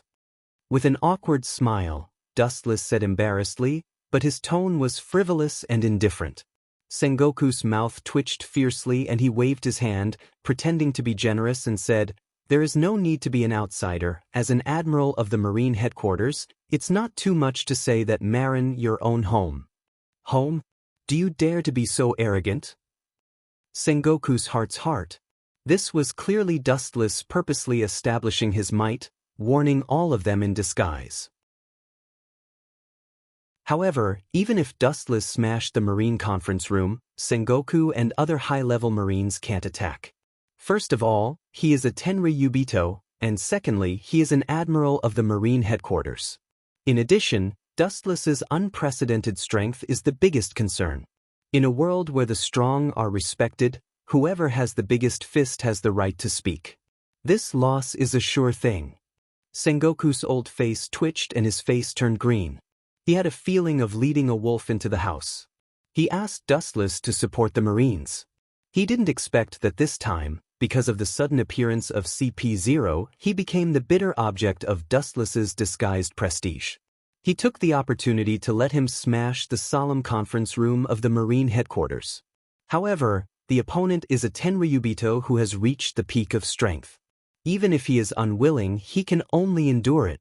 Sengoku's heart was depressed. The Marine headquarters can be said to be lying down this time. However, this group of guys... Sengoku couldn't help but shake his head and call them idiots. The identity of the boss behind this group of people is very exaggerated, enough to make the world tremble, but these CP0 are just dogs in the end. The reason why they are so arrogant is because they rely on their master behind the scenes. Dustless's scary aura didn't work in front of him. Bad luck. Sengoku stared fiercely at CP0 and simply chose to ignore them. As the Marine Fleet Admiral, Sengoku's every move is watched. A group of Marine executives saw that Sengoku turned a deaf ear and bowed their heads, holding the mentality of watching a play. Akainu, although unhappy, sat back in his original position. The Fleet Admiral didn't speak, and he had no status as an admiral. "You're the only one left," Dustless said with a smile as his eyes fell on the only remaining CP0 member. This guy is dressed more like a savage with unenlightened wisdom, wearing a flower petal similar to a sunflower around his neck, and the fear in his eyes are clear. Dustless once saw the members of CP0 by chance. Although this group of guys is also CP0, they are obviously different from the last time he saw them. Their strength is much weaker and they are not at the same level at all. The last time he auctioned Princess Otoheim, the CP0 he encountered, although there were only a few people, their strength was almost close to the level of an admiral. These street goods in front of him are only at the level of a vice admiral. It's no wonder that Sengoku will be disgusted with this group of insects. Their strength is not great, but they rely on the Tenryubito behind them. This kind of person is the most hateful. Take your companions and get away from me. The reason why I don't kill you is that I want to pass a message to your master behind the scenes. If you don't want to die, just come and find me. Wu Chen said impatiently with a cold voice as he withdrew his evil aura. It doesn't make sense to clean up these dogs. Even if all of them are killed, the effect will be minimal. The master behind the scenes will still do what he wants, and through CP0 Dustless, he also learned the news he wanted. In this seemingly pirate world, the right to speak has always been in the hands of the Tenryubito. Seeing that Dustless was finally willing to stop, Sengoku led the high-level Marines with a sigh of relief. In any case, this is the Marine headquarters. When it comes to the Gorosei, 5 Elder Stars, they will definitely be affected. After all, the Marines often appear in front of the world as the scapegoat of the world government. It would be best if Wu Chen could stop.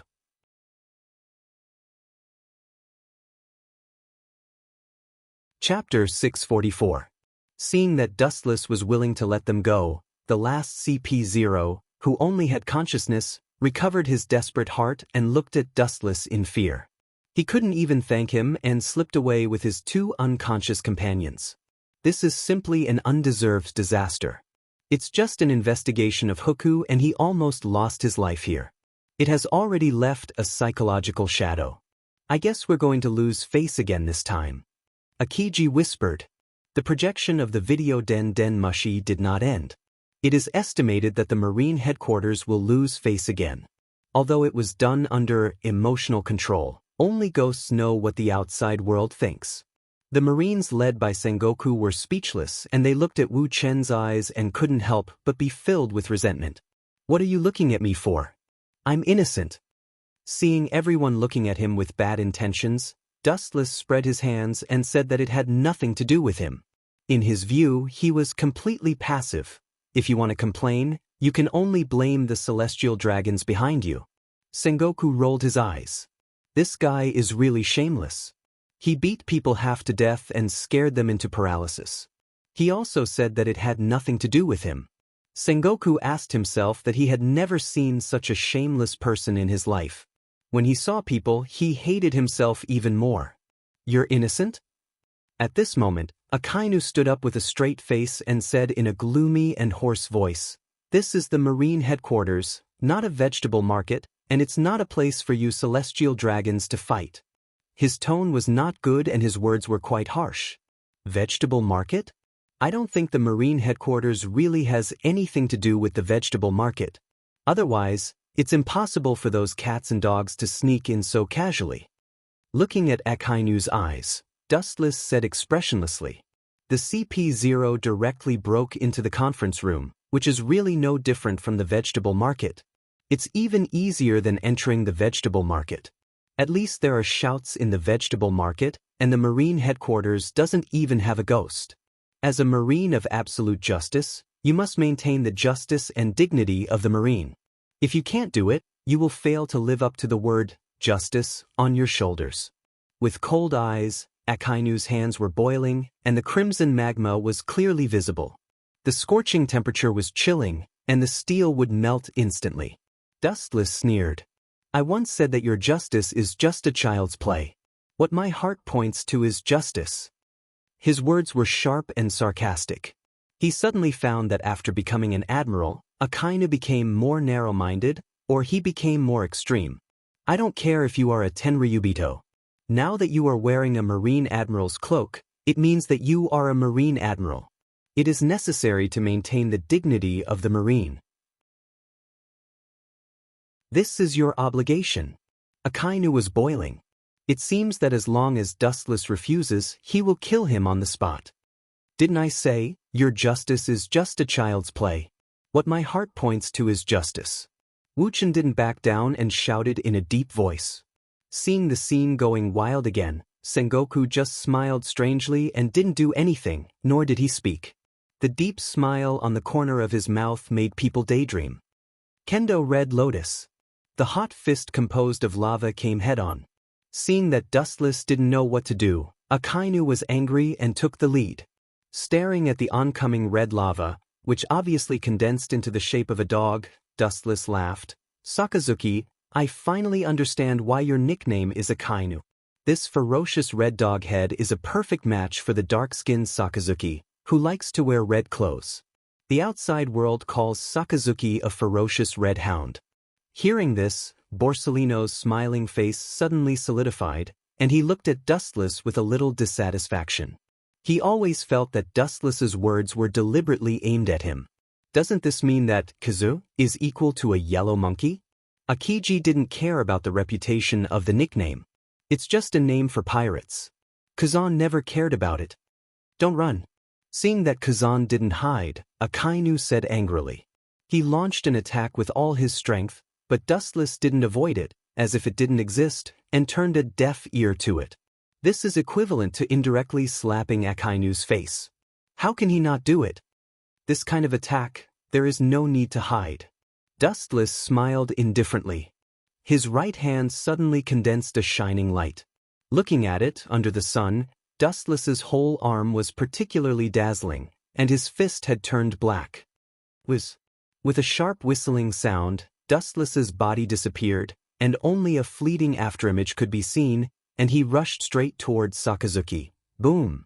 The air suddenly exploded, and the crimson hound condensed from magma in Akainu's hand burst instantly, like raindrops falling, splashing magma all over the ground. His body couldn't help but retreat a few steps. "Congratulations on becoming a general, Sakazuki. However, your strength seems to be stuck at the lieutenant general level. You don't live up to your name," Dustless teased calmly. When his voice fell, his whole body suddenly entered the armament hockey state. It's good to use this guy to test the level of armament hockey. Dustless's body turned into a dark Iron Man, and even when he spoke, the sound of rolling steel came out of his teeth, and his momentum was no worse than Sakazuki's. This armament hockey attainment is good. Sitting next to Garp, Z nodded. Dustless's armament hockey made his eyes shine. It's true, when I reached his current level, it took twice as long as him. Garp heard this and nodded, feeling thousands of emotions. A new generation replaces the old, and it won't be long before they disappear in this sea of strong people.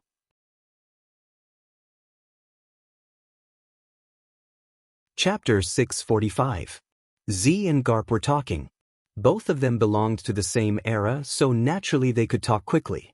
Especially since both of their temperaments were very similar.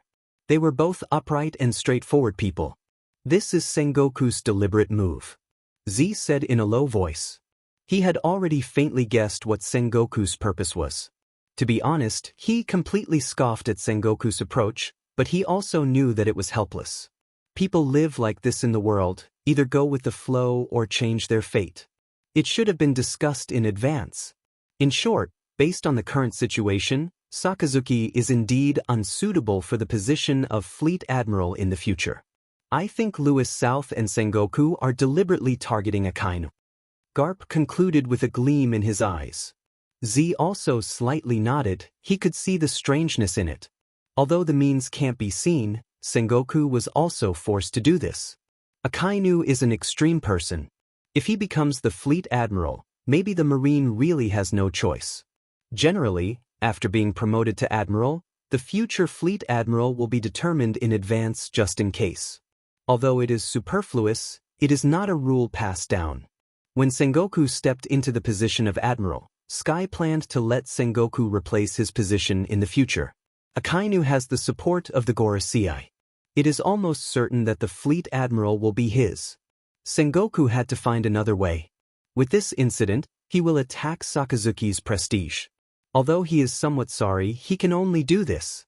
As for why Dustless agreed with Sengoku to plot against Sakazuki, the reason is that he doesn't want the future Fleet Admiral to become a dog of the Gorosei. So this time, the main force to attack Sakazuki is Dustless. He is the only suitable one. Boom, boom, boom, boom, boom. The battle of Admiral level can be imagined. It is easy to see the mountains collapse and the sun and the moon lose their light. Dustless is fine. He is only using armament hockey to fight with Akainu. It is also a disguised exercise. As for Sakazuki, it is extremely exaggerated. The burning black smoke covered the sky. The dense black smoke even blocked half of the sky. The ground is also penetrated by the dark red lava. Sengoku frowned slightly when he saw this scene. He noticed the slight vibration of the ground. His observation hockey subconsciously opened, and groups of marine soldiers quickly came to support. Kazan. Hearing this, Akiji, who looked sleepy and lazy, opened his eyes and looked at Sengoku helplessly. After seeing his serious expression, he nodded. Iceon. Gigantic circular ice layers rose from the ground, the large icicles reaching up to 70 feet tall. The center of the battlefield between Dustless and Sakazuki was a forbidden zone, isolated from the world. Bang, bang, bang. Every time the punches and kicks collided with each other, the air would explode. Every time the dull sound would be accompanied by a blazing wave of air, the air would emit white waves of air as if it was boiling. This was all thanks to Akainu. The power of the magma fruit should not be underestimated. Of course, Akainu himself also exerted its power to the extreme. Boom, boom, boom. With a loud bang, the air trembled violently. Both of them took a few steps back. It was obvious that Akainu was at a disadvantage. He retreated 5 or 6 meters in succession, while Dustless only took a few steps back. His dark face became more and more unsightly.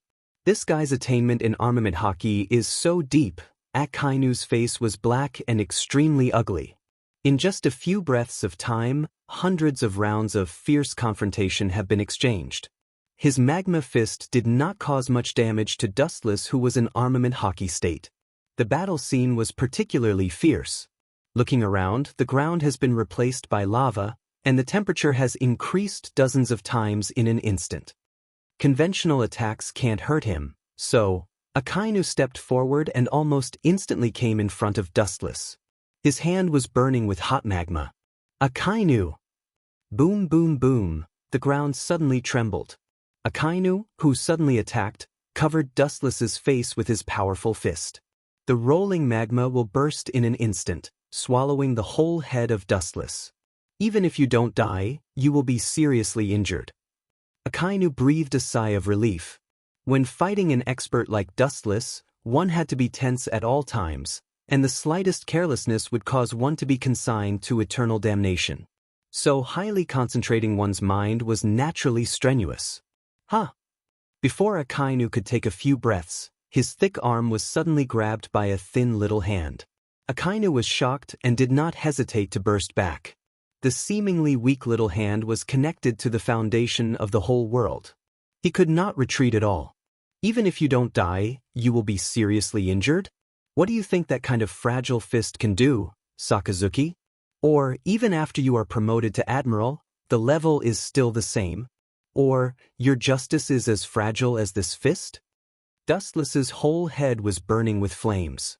Even so, the contemptuous ridicule fell on Sakazuki's ears. Even the magma could not swallow Dustless. It was extremely strange. What goes around comes around. This time, it's my turn to fight back. His left arm tightly grasped Akainu's arm. Dustless slowly raised his right arm. The black light wrapped around his fist, under the illumination of the sun, was invincible. His pupils suddenly shrank. Akainu smelled an unprecedented danger and did not hesitate to burst out, armament hockey hardening. Coincidentally, the same dark skin as Dustless instantly spread all over his body.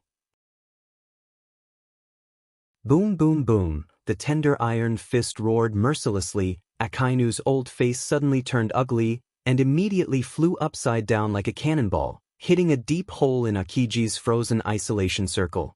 Looking closely, Akainu's old face was crooked. This kid is good at hitting the face. Sengoku, Garp, and others saw a chill. They looked at each other and could see the entanglement in each other's eyes. They could clearly see the traces of dislocation in Akainu's chin. But when they think about it, only Akainu's face was swept to the ground. The position of the fleet admiral will not be his turn for the time being. As for the future, they can drag it out for a day.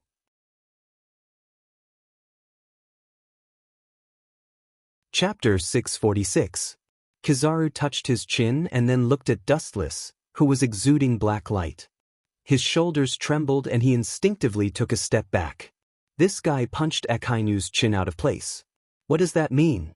In the future, his masculine face would be ruined. To put it more simply, it is disfigurement. Akainu's mouth was full of blood stains. He climbed out of the ice cellar without changing his face.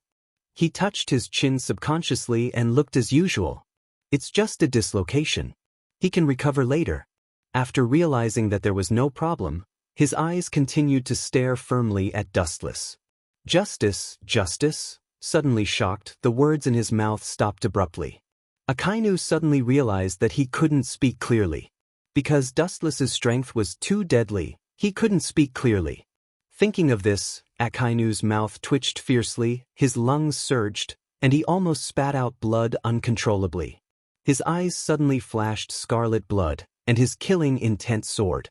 If his eyes could kill, Dustless would have become a bare skeleton at this moment. Wuchen, who was being glared at, was helpless. Don't look at me like that. I didn't mean it. I thought your armament hockey could defend me, so I didn't hold back. I'm sorry. Dustless apologized seriously. Hearing this, Akainu still glared at him, and his face was particularly strange. The Marines around him wanted to laugh, but they didn't dare to laugh. They closed their mouths with difficulty. Their faces had turned red, and their shoulders were shaking uncontrollably. Obviously, it was extremely uncomfortable.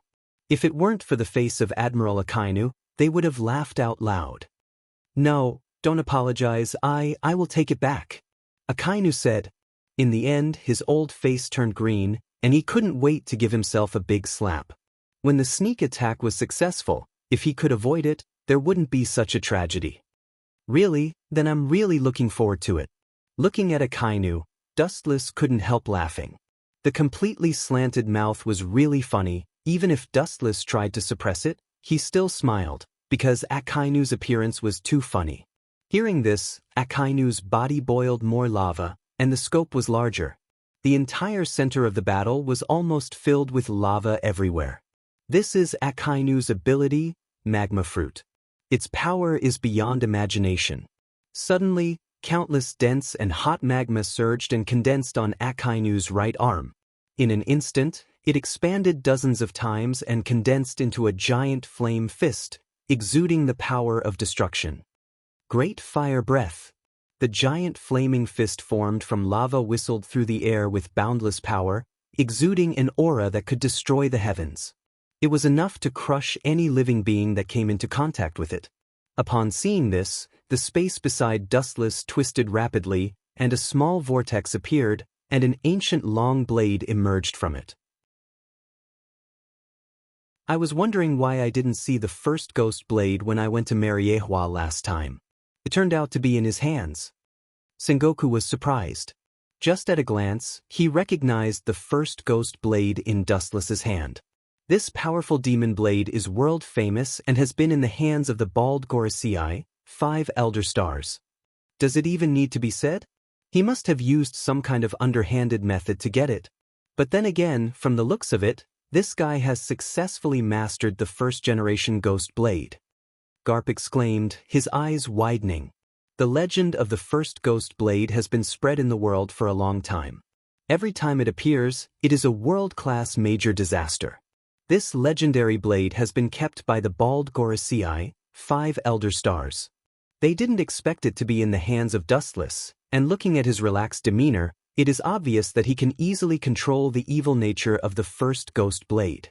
The power is good, and the characteristics of the magma fruit are vividly displayed. However, there is a saying that everything restrains each other. Maybe I am destined to be the one who restrains you. Dustless stared at the oncoming magma fist calmly. He was as motionless as a mountain, and deep in his eyelids, he maintained the indifference of an ancient well from beginning to end. The whole person was as quiet and tranquil as a statue, with a noble and elegant temperament.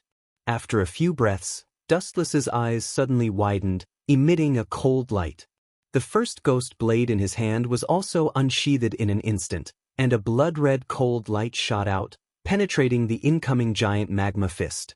Poochie! The sound of cloth being torn easily sounded. Looking up, they saw that the giant magma fist was close to Dustless, and it burst open in an instant. It was cut in half by the bloody slash. This kind of flashy trick can't touch my body, and the effect it has on me is minimal. If you want to use it to defeat me, it is tantamount to an ant shaking the sky. The light and indifferent voice resounded through the sky. Accompanied by a roar, the first ghost blade returned to the scabbard. Looking at it, Dustless was stunned. Akainu disappeared strangely, leaving only the magma on the ground. His observation haki was spread out, but he didn't even notice the existence of this guy. Dustless remained vigilant.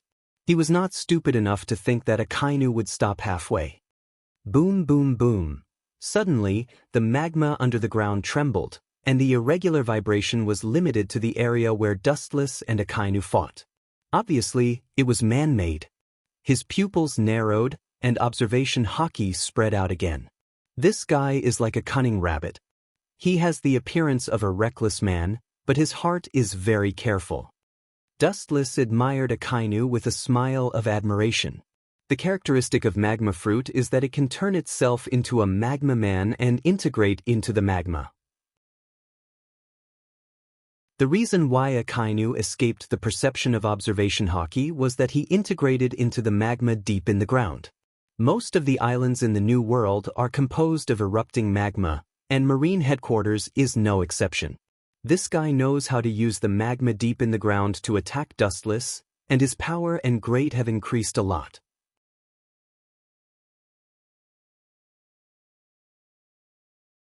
Chapter 647.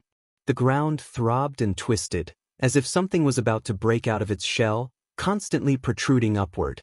The lava on the ground surged violently like a tide for a moment. Everyone's heart was covered with an unprecedented depression and silence. Bastard, that kid is really angry. Does he want to destroy Marlindo? Sengoku seemed to have guessed what kind of exaggerated trick Sakazuki used. He roared with a pale face. The violent vibration continued to spread, and the isolation area temporarily created by Akiji gradually collapsed. The initial range was limited to the area where Dustless and Sakazuki fought. Until the end, with the power of the volcano, it spread to every corner of Marlindo. There's no mistake, it's that trick. It seems that Akainu kid is angry. Yes, he was beaten so badly. If it was me, I would also fight him to death. Garp said sympathetically. If his chin was crooked, maybe he would be angrier than Akainu. Well, so what? He pulled the entire Marine headquarters into the war. Sengoku snorted with dissatisfaction. If personal grievances were mixed in this competition, everything would change. Indeed, Meteor Volcano is enough to cover a large area of Marlindo, but with us here, what are you afraid of? Garp patted Sengoku's shoulder and laughed. Easy for you to say. Looking at Garp with dissatisfaction, Sengoku also turned his head to look at this unprecedented scene. Indeed, as Garp said, there was no need to worry. The range is amazing. Dustless nodded secretly. He was quite surprised by the range of this trick. The vibration continued to spread, as if Sakazuki could cover the entire Marlindo if he wanted. It was exaggerated beyond imagination, and the scale was even wider than Yasukani no Magatama. Such a great improvement was entirely due to Sakazuki's magma from the underground volcano. After combining with the power of nature, there was a qualitative change. Ka. The solid ground suddenly burst open, and the void turned fiery red in an instant, and the hot temperature evaporated the moisture in the atmosphere. Then, a sharp whistling sound resounded through the sky, accompanied by the words, "Meteor Volcano." The ground changed dramatically. Whoosh whoosh whoosh, countless flame fists rose from the ground, covering the void, and almost in the blink of an eye, they filled the entire sky. It was impossible to estimate how many there were, but the power was extremely frightening. Clang. The first-generation Ghost Blade was unsheathed again, and a sharp blood-red light shot out, easily destroying the flaming fists that came out of the ground. However, there were simply too many of them. Even if Dustless could destroy one, two, in the face of hundreds and thousands of them, he could only sigh. Even if he wanted to stop them, he could only watch them fly into the void without using any other abilities. Countless flaming fists swept into the void and strangely disappeared. It was as if everything had ended and peace was restored. The boiling lava on the ground also stopped flowing. Everything came to an end. However, in the next second, the clear sky was thrown into chaos again. Looking up, countless flaming fists whizzed down. The densely packed area was enough to make one feel despair. The pressure from the huge magma fists was suffocating.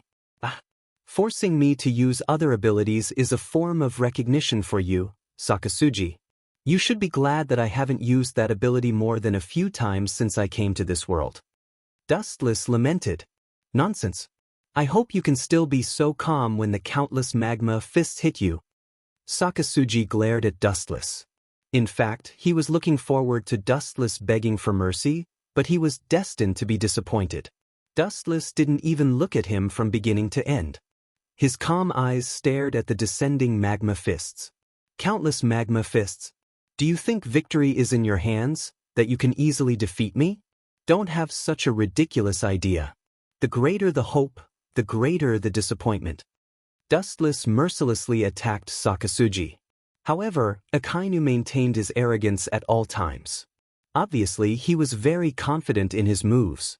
Dustless's words went in one ear and out the other. A lot? It's a lot. But it's a pity because I have more. Kaibao of the king. The void behind Dustless shook violently in an instant. Countless vortexes suddenly appeared. Then, as many as the stars in the sky, all kinds of weapons poked their heads out of these vortexes. The exquisite craftsmanship and the sharp radiance made it obvious that it was not an ordinary item. Especially the exaggerated number of tens of thousands, as many as the grains of sand in the Ganges. It completely exceeded the concept of many. The entire sky was instantly dyed golden. How is this possible? What ability is this? The Marines led by Sengoku were stunned. Even Sakazuki was stunned as he stared at the divine weapons in the void. He wanted to count how many weapons there were, but he found that he couldn't count the exact number. One after another, a steady stream of weapons drilled out of the void. Tens of thousands. This dense number compared to the falling flame fist was obviously dwarfed. Akainu's meteor volcano was not worth mentioning. Whoosh whoosh whoosh. With a gentle wave of his hand, countless divine weapons rose into the air, rushing towards the lava fist that was descending from the sky. Boom boom boom. The silent void was able to explode. The weapons in the kaibao of the king were destroyed and melted, but the same was true for the magma fist falling from the sky. The destroyed weapons were once again complacently replenished from the kaibao of the king, and Akainu's meteor volcano was obviously not the same. It's over, Sakasuji. Don't ask for trouble. Looking at Akainu faintly, Dustless said bluntly, in human form, you and I may be evenly matched, but when I look down at you from the perspective of God, any resistance is a futile struggle.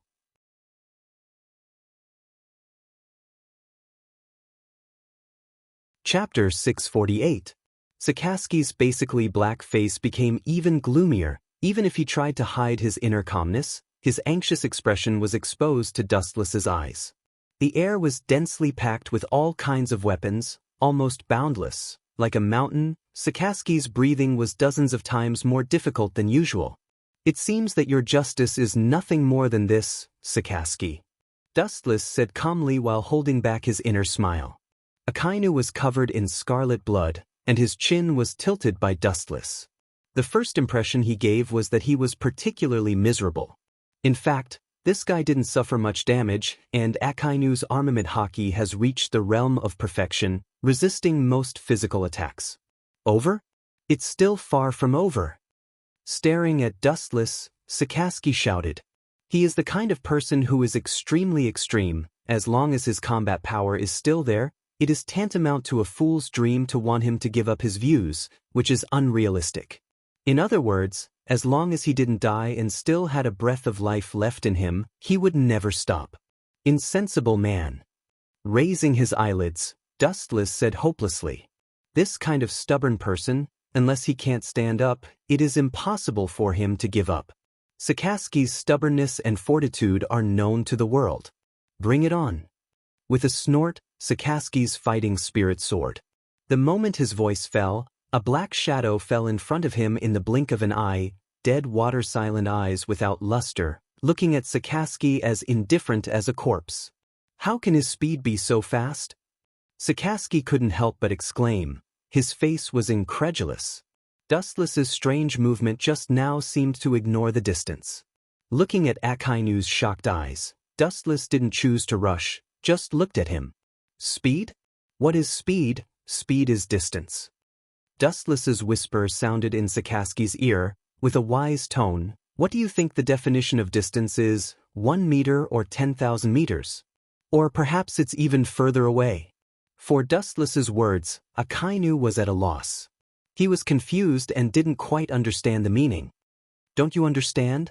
Everyone's definition of distance is actually different. The ends of the earth in your eyes, in my eyes, is just a snap of the finger.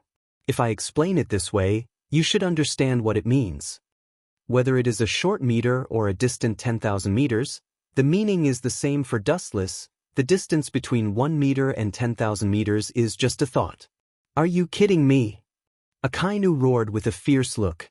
At the same time, a huge magma arm condensed on his right arm and mercilessly blasted toward Wu Chen, who was close at hand. The expanding magma fist was enough to devour and destroy everything in the world. Fire breath.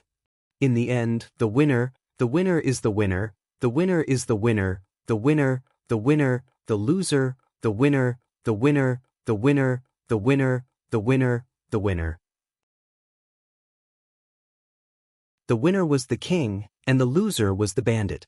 This was a principle that had not changed since ancient times. After all, history was written by the victors. Boom boom boom. The splashing flames engulfed Dustless, and the whole person was wrapped in magma. This scene looked numb, and even with the defense of armament haki, the surface of the skin would be seriously burned. Akainu's face was full of hope. His eyes were fierce, his right arm once again condensed boiling hot magma. This slight physical damage is far from enough to hurt Dustless. He must work harder. Fire breath. His arms condensed into giant magma fists. Sakazuki attacked mercilessly. The bursting magma swallowed Dustless layer by layer. The hot temperature is enough to melt steel. After dozens of times, Akainu was able to stop. Even with armament haki defense, he will die. Seeing this, Akainu breathed a sigh of relief. His body with magma evaporated the sweat stains. The strength suppression brought by Dustless was like encountering the legendary natural enemy. It was a tricky situation. It's over. The powerful voice spread out, like a wave, fell into the ears of all the Marines present. Everyone nodded slightly. At this point, Akainu is indeed winning. It's over? It's really over, but unfortunately, the person who was defeated is called Sakazuki. The voice resounded through the endless void, full of rich magic, lingering in the sky for a long time. It didn't dissipate, it resounded in everyone's ears. Shinra Tensei. Boom. The thick magma wrapped around Dustless's body burst open, bounced off by a powerful force. The intact Dustless was exposed to everyone's ears. Impossible. Seeing this, Sakazuki's pupils dilated. He rubbed his eyes, thinking that he was old. Dustless didn't care about him. His palm covered the area where Sakazuki stood. A strange black hole appeared in his palm, revealing a strong gravitational force. Gravity is the natural enemy of all living and non-living things in nature. Bansho Tensei. Akainu's body flew over uncontrollably. He struggled hard. Even if he gritted his teeth to stop his body, he couldn't do anything. Under the pull of gravity, the dominance of his entire body belongs to Dustless. Akainu himself can only play a small role, like a stone thrown into the sea. It only caused a short ripple, and was immediately forcibly pulled over by Dustless. After just a few breaths, Akainu fell in front of Dustless. The deep eye sockets turned rapidly. The darkness was gradually swallowed and replaced by blood red. Dustless's eye sockets changed dramatically. The mysterious eyes composed of pentagrams were clearly visible. It's useless to struggle. This time I will finish you completely. Even if you are made of iron, I will put you to sleep. The pentagrams in the pupil of the eternal Manjikyu Sharingan twisted, like ripples on the calm sea. Akainu was swallowed and annihilated in an instant.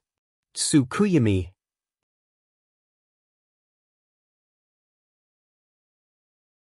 Chapter 649.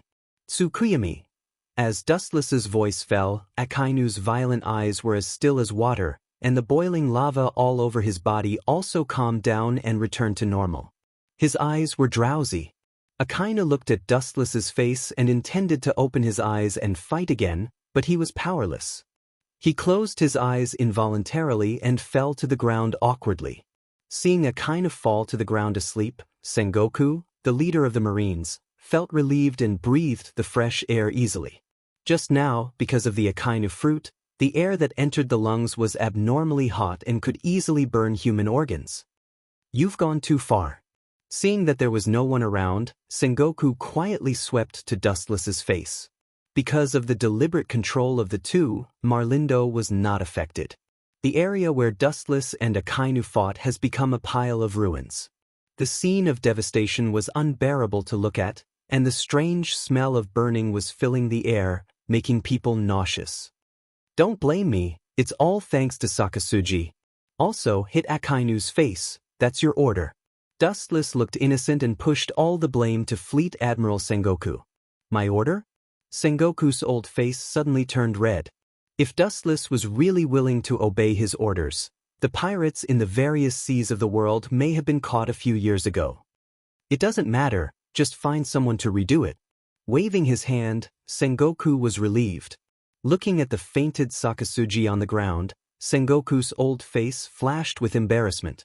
To be honest, the reason why he took the opportunity to suppress Akainu was that this guy was too close to Gorosei, 5 Elder Stars, and the position of the future Fleet Admiral may be close to him.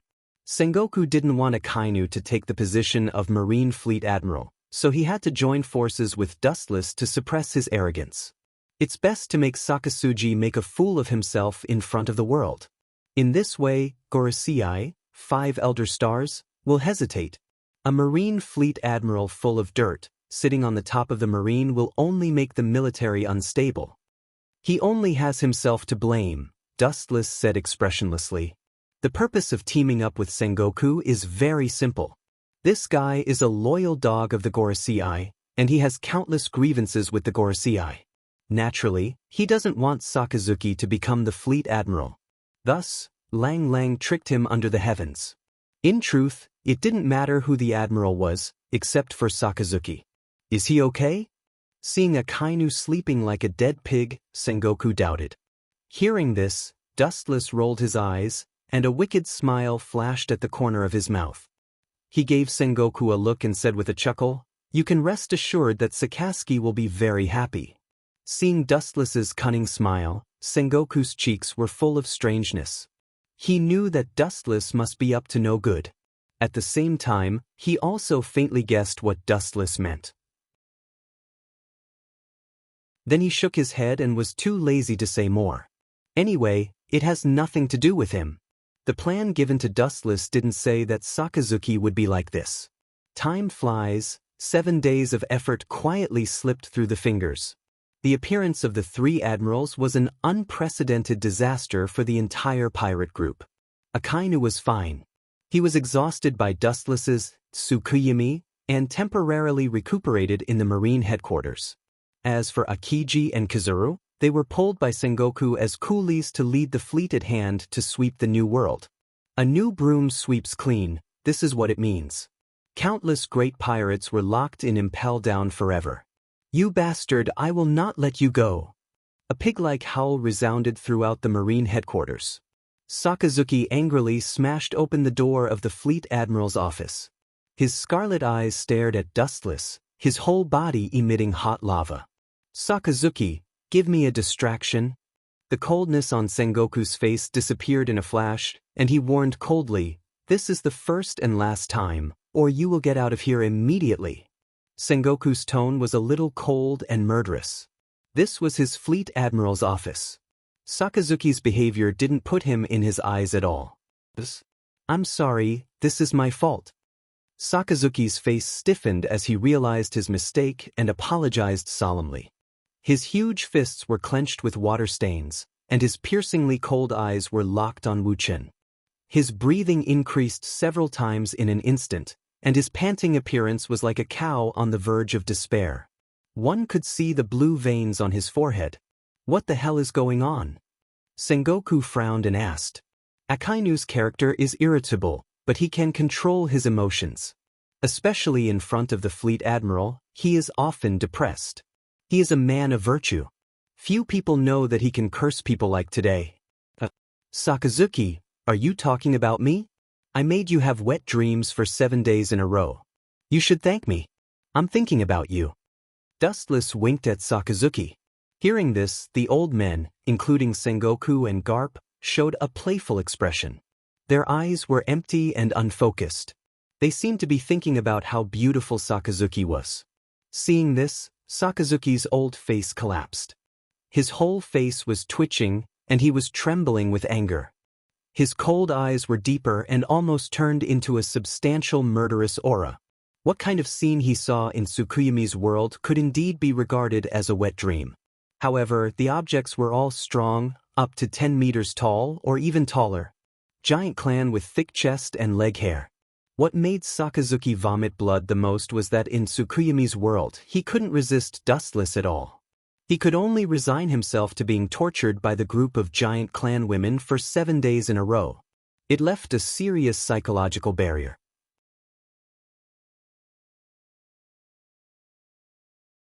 Chapter 650. Dustless's smiling expression, like a sharp thorn, pierced into Akainu's heart, which was particularly painful.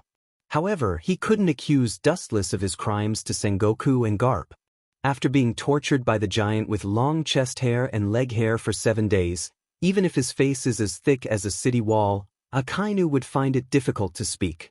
Not to mention telling Sengoku and others about the painful content of the unbearable memory, that's just asking for humiliation. Akainu can't say anything and can only endure it.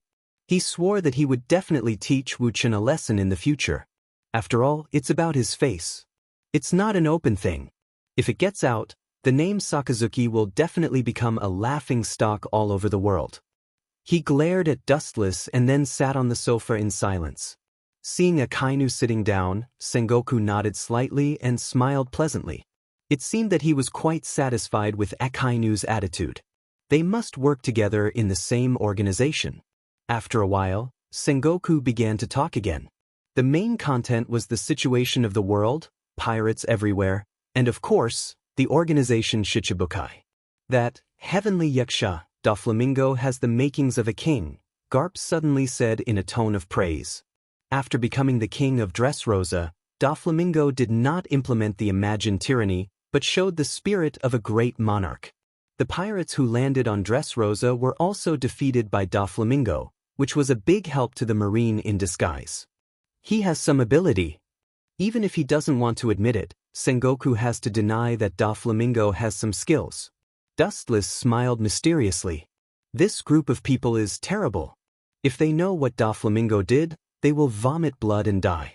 The reason why Dressrosa is so peaceful now is entirely because of Doflamingo's men, Sugar, who turned all the people who resisted into dolls. That's why Dressrosa is harmonious. However, one thing is undeniable. After Doflamingo became the king of Dressrosa, he did help the Marines a lot because the second island they entered was Dressrosa. The pirates who wanted to land on the island for supplies were all killed by Doflamingo in various cruel means, and the number of pirates in the New World decreased a lot in a short time. This may be the fundamental reason why Sengoku thanked him. A pirate is always a pirate, and Doflamingo is no exception. My men recently reported that the children in the periphery of Dressrosa have mysteriously disappeared. Maybe he did it. Akainu said with deep pain. He has no good feelings for pirates, even the 7 warlords of the sea is no exception. Hearing this, Dustless raised his eyebrows without a trace. To be honest, he didn't quite understand what Akainu said, but it seems to be related to Doflamingo. Dustless estimated that it was most likely an experiment on human body enlargement. This kind of inhumane experiment had to be carried out on children. They would be locked in a specific environment and silently observed their growth cycle. I also heard about it. It seems to be the cause of the shipwreck. Sengoku frowned. As for the person who reported the news of the shipwreck, he was called Virgo. Recently, there has been intelligence that Crocodile, one of the Shichibukai, seems to be plotting against Alabasta. Seeing that the wind was blowing wrong, Dustless immediately changed the topic and brought the problem to Crocodile. He didn't expect Akainu's dog nose to be so sensitive. Mentioning Crocodile immediately attracted Sengoku's attention. This snake lurking in the dark is far smarter than Doflamingo in broad daylight. At the same time, Doflamingo's ambition can only be bigger. Isn't that sand crocodile tamed by you? Where would he dare to come out and make trouble? Glancing at Dustless, Akainu said righteously. At the beginning of the Shichibukai meeting, Dustless took the opportunity to teach Crocodile an unforgettable lesson. Since then, he has begun to tuck his tail between his legs. In recent years, he has not done anything out of line, giving people a feeling of repentance. In short, Crocodile is now much more low-key than before. He gradually faded out of people's sight. The more he does this, the more he has a problem. Sengoku's eyes glowed with wisdom. When things are abnormal, there must be a demon. This is a truth that will never change. When Crocodile was young, he dared to challenge Whitebeard, who was still at his peak. Now that he is getting stronger and stronger, there is no reason for him to shrink back. That's right. Seeing that the topic returned to Crocodile, Dustless's mouth showed an untraceable arc. Now Caesar is hiding Dressrosa and secretly building Pluto. If it is discovered by Sengoku, it will be bad. After another round of greetings, about evening, Dustless left Marlindo and went to Mariejo. In fact, Dustless quietly came to Dressrosa. In the luxurious palace, the cadres of the Don Quixote pirates were drunk, lying on the table without any image, or simply sleeping on the ground and snoring. Only Doflamingo was nowhere to be seen. Akainu's nose has smelled something wrong with Dressrosa. You should be careful in the future. As for the human body gigantification experiment, it is useless. Stop it. On the balcony, Dustless's figure was clearly visible, and his tone was resolute and irresistible. Everything is about value. If the human body gigantification experiment is profitable, Dustless will naturally choose to do it to the end, but in fact, it is useless. Doflamingo behind him was clearly visible. Although he was unwilling, he nodded wisely. Everything he had today was given to him by Dustless. After leaving Dustless, he will completely become a stray dog. No, saying that he is a stray dog is flattering. After all, a stray dog can still live, and without Dustless's protection, whether he can see the sun of the next day is a question. That's why Doflamingo can be so sensible.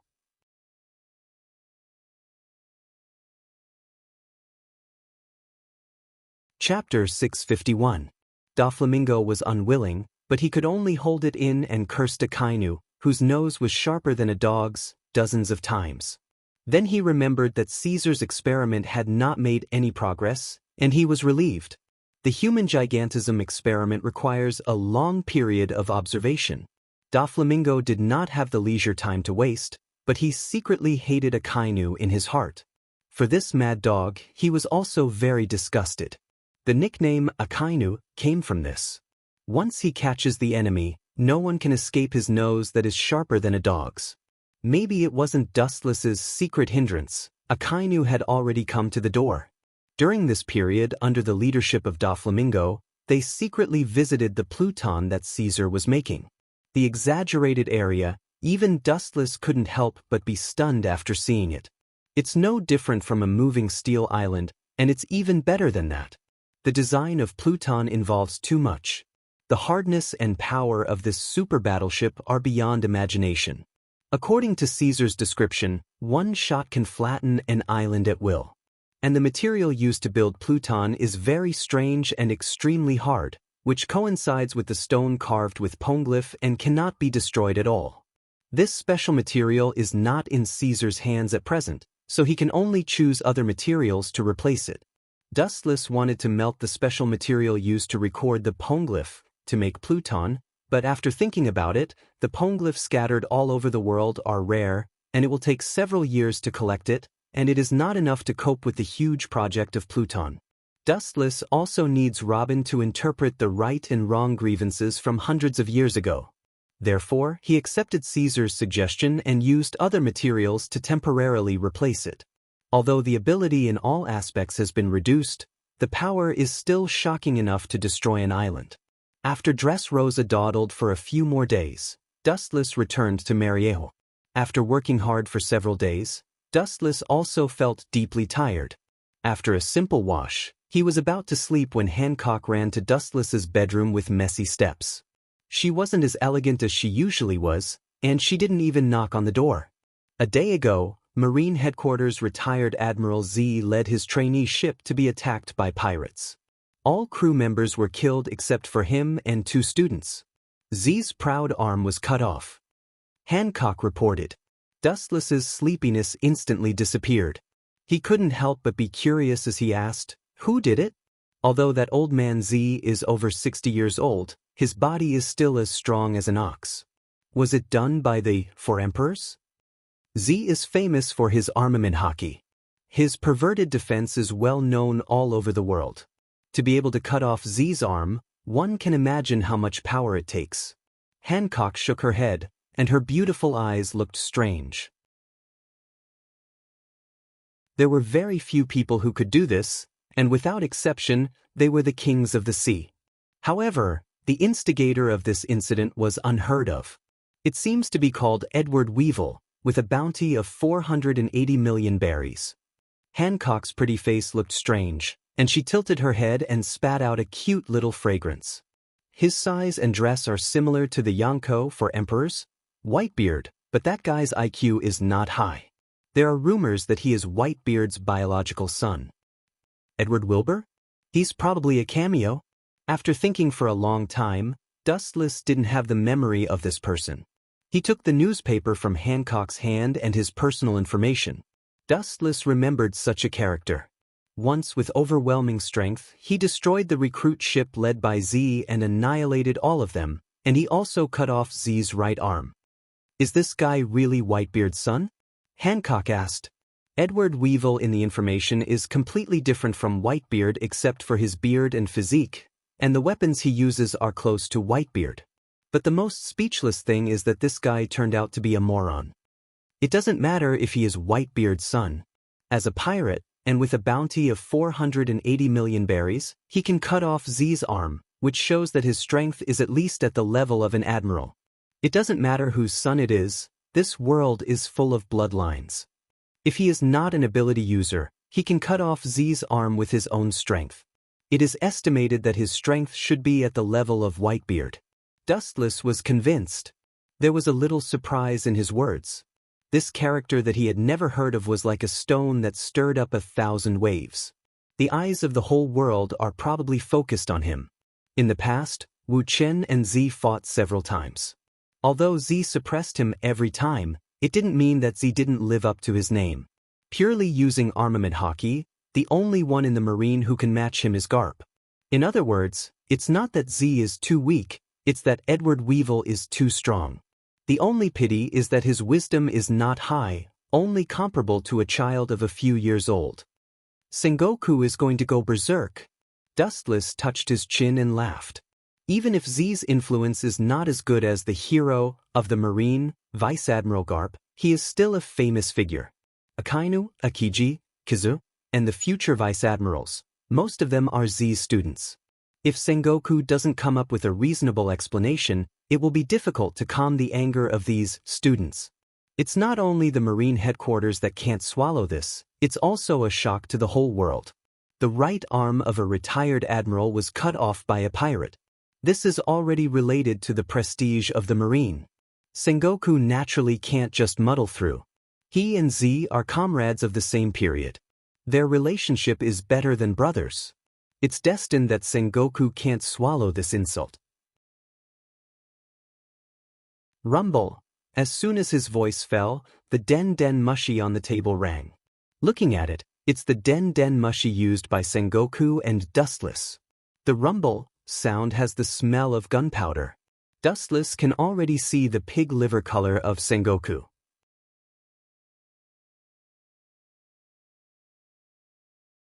Chapter 652. The Den Den Mushi's expression was fierce. It's not difficult to see how angry Fleet Admiral Sengoku was. In the past, the arm of a Marine admiral was cut off. There must be a limit to his arrogance and barbarism. That damn pirate must pay the price.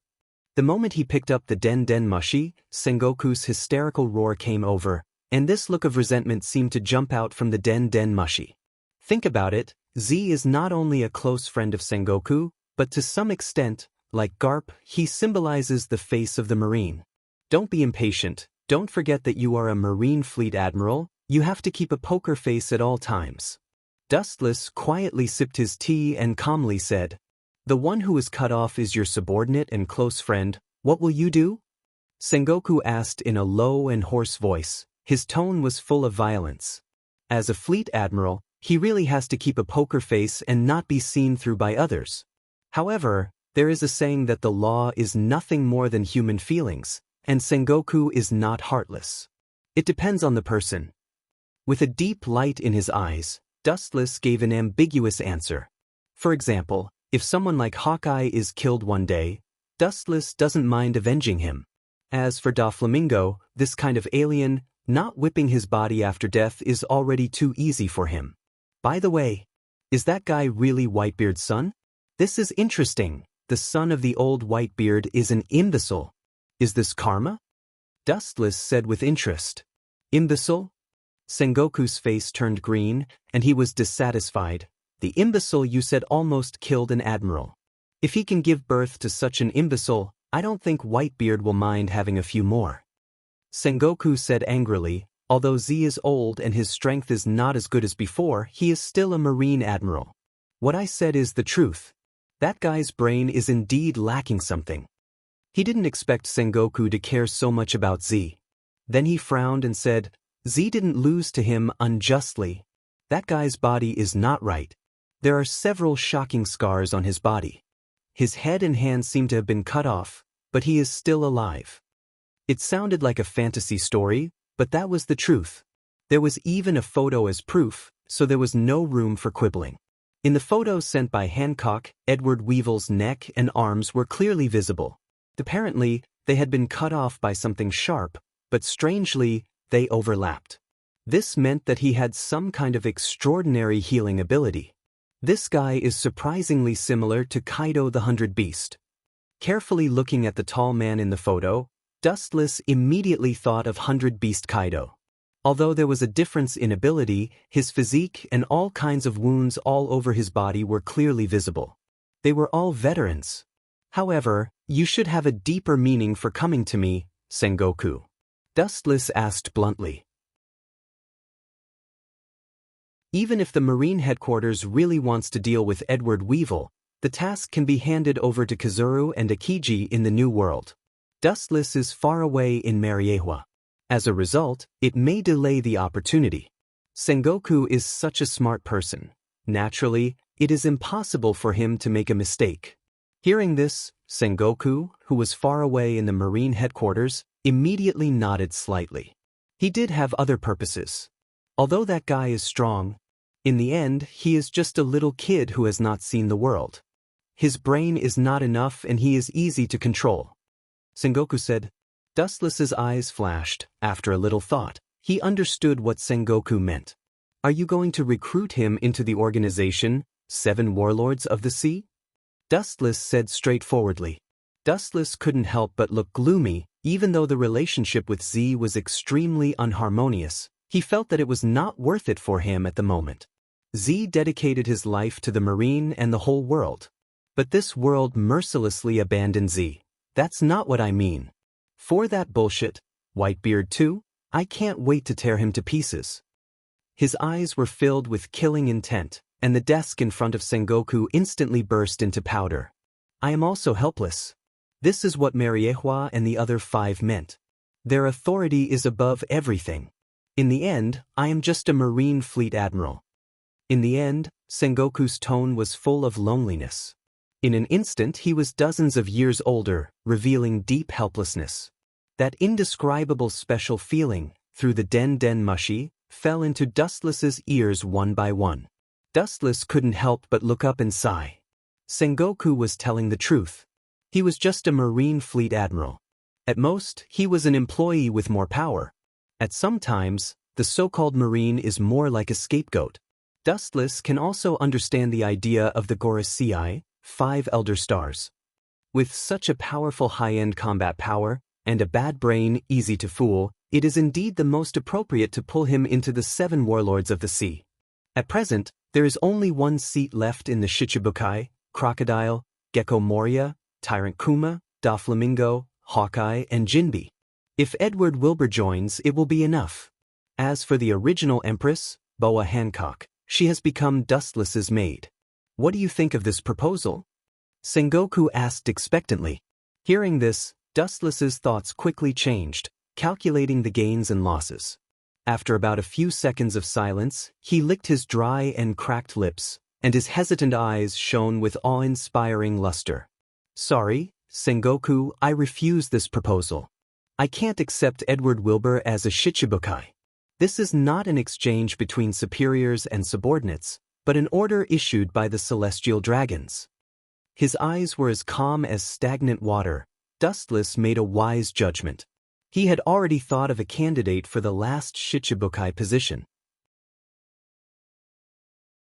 As for Edward Wilbur, he should go home and play with mud.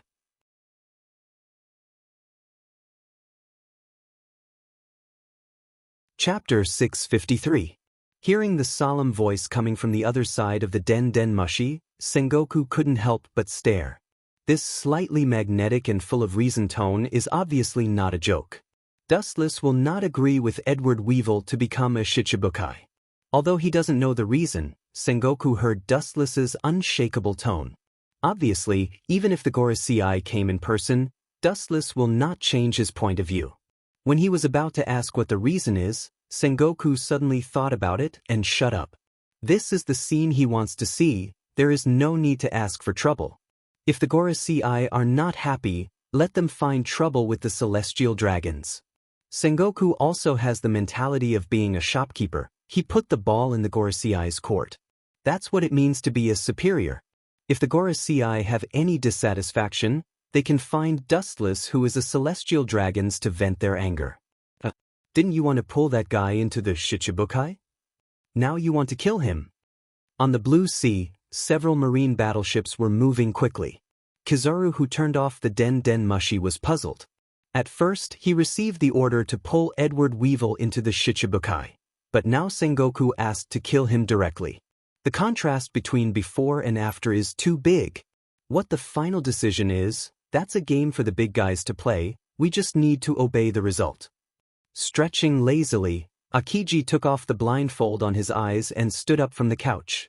Unlike usual, his eyes were dotted with cold light at the moment. For Z, he was grateful to him and treated him like a teacher. It's terrible. Kizaru's eyes fell on Akiji and his mouth whispered. Full of indifference, everyone knows that Z and Kizaru are the most disharmonious in the teacher-student relationship. If one day Kizaru accepts the task of killing Z everywhere, he will definitely execute it without mercy. That guy's body is almost indestructible. Be careful when you meet him. I heard that his strength is almost on par with the young Whitebeard. Kizaru's old face was cautious. Akiji also nodded solemnly. The person who can cut off Z's arm is at least at the same level as them. In order to avoid repeating the tragedy of Z, Sengoku sent Akiji and Kizaru at the same time. Only in this way can he feel confident.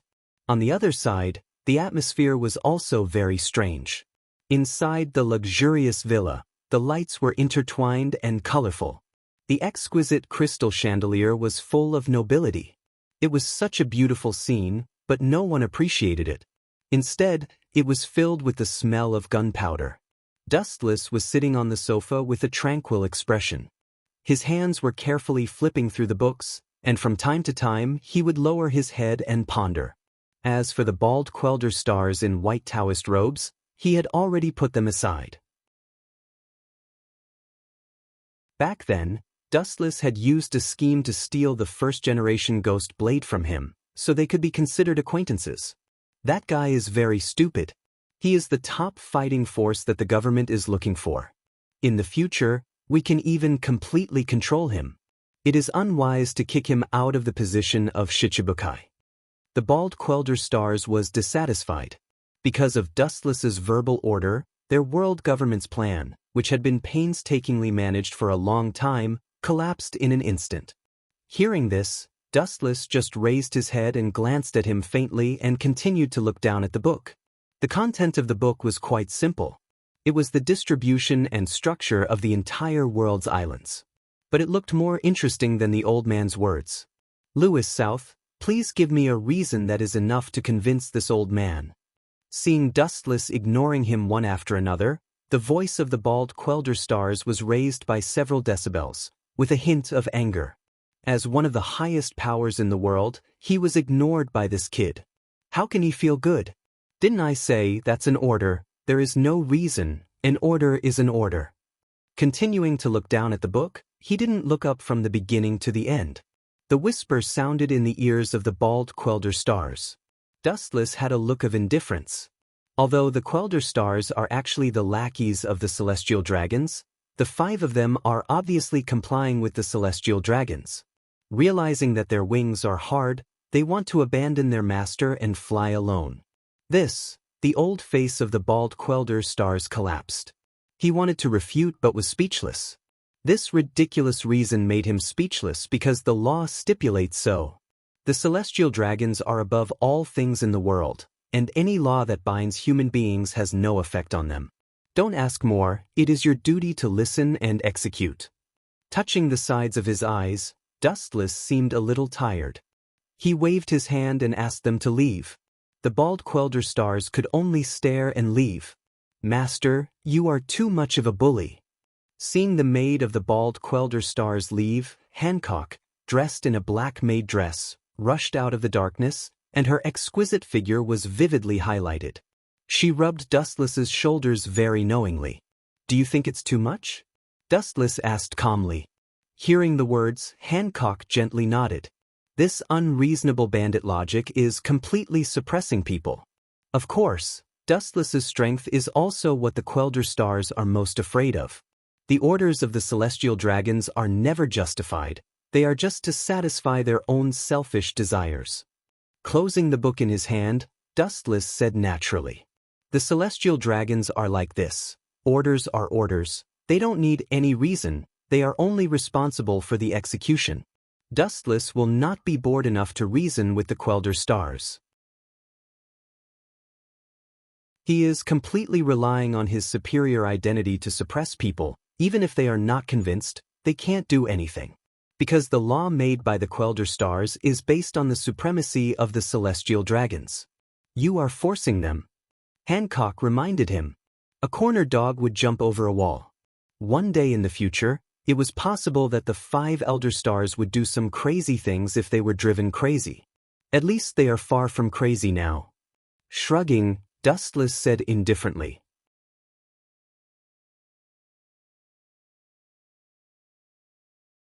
Chapter 654. In this regard, Hancock can't deny that Mariehua Tenryubido temperament is like this. They do everything according to their own will. As for motivation, they don't need it at all. Through the balcony glass, seeing the bald Gorosei, 5 elder stars, leaving in anger, Hancock couldn't help but sigh. To put it bluntly, they used their identity and status to suppress you, and there was nothing they could do about it. The celestial dragons were the biggest arbitrators in the world. Whoever he said was wrong was wrong. Reversing black and white, pointing a deer as a horse was what they were best at. It's useless to resist. After all, the world government and the Tenryubido behind the scenes have existed for more than 800 years. During this period there have been countless rebellions, but they were all cruelly suppressed in the end. Even if the 5 honored stars refused to accept this, they would only make some small moves in private. If they brazenly went against them, only death would await them.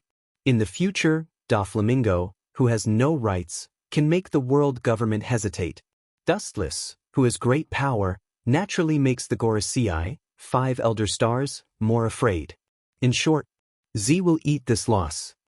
Dustless whispered. An admiral of the Marine headquarters, his right arm was cut off. He is most proud of his superb armament hockey, so he also has the nickname Black Wrist.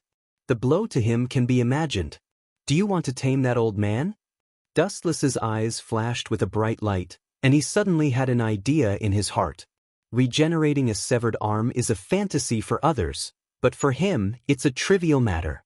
Dustless can even bring the dead back to life easily. It was because he promised Nico Robin to resurrect her mother that she obediently went to Dustless's ship. That stubborn old man, forget it. Shaking his head, Dustless immediately denied the idea. Rashly contacting Z will only bring shame to himself.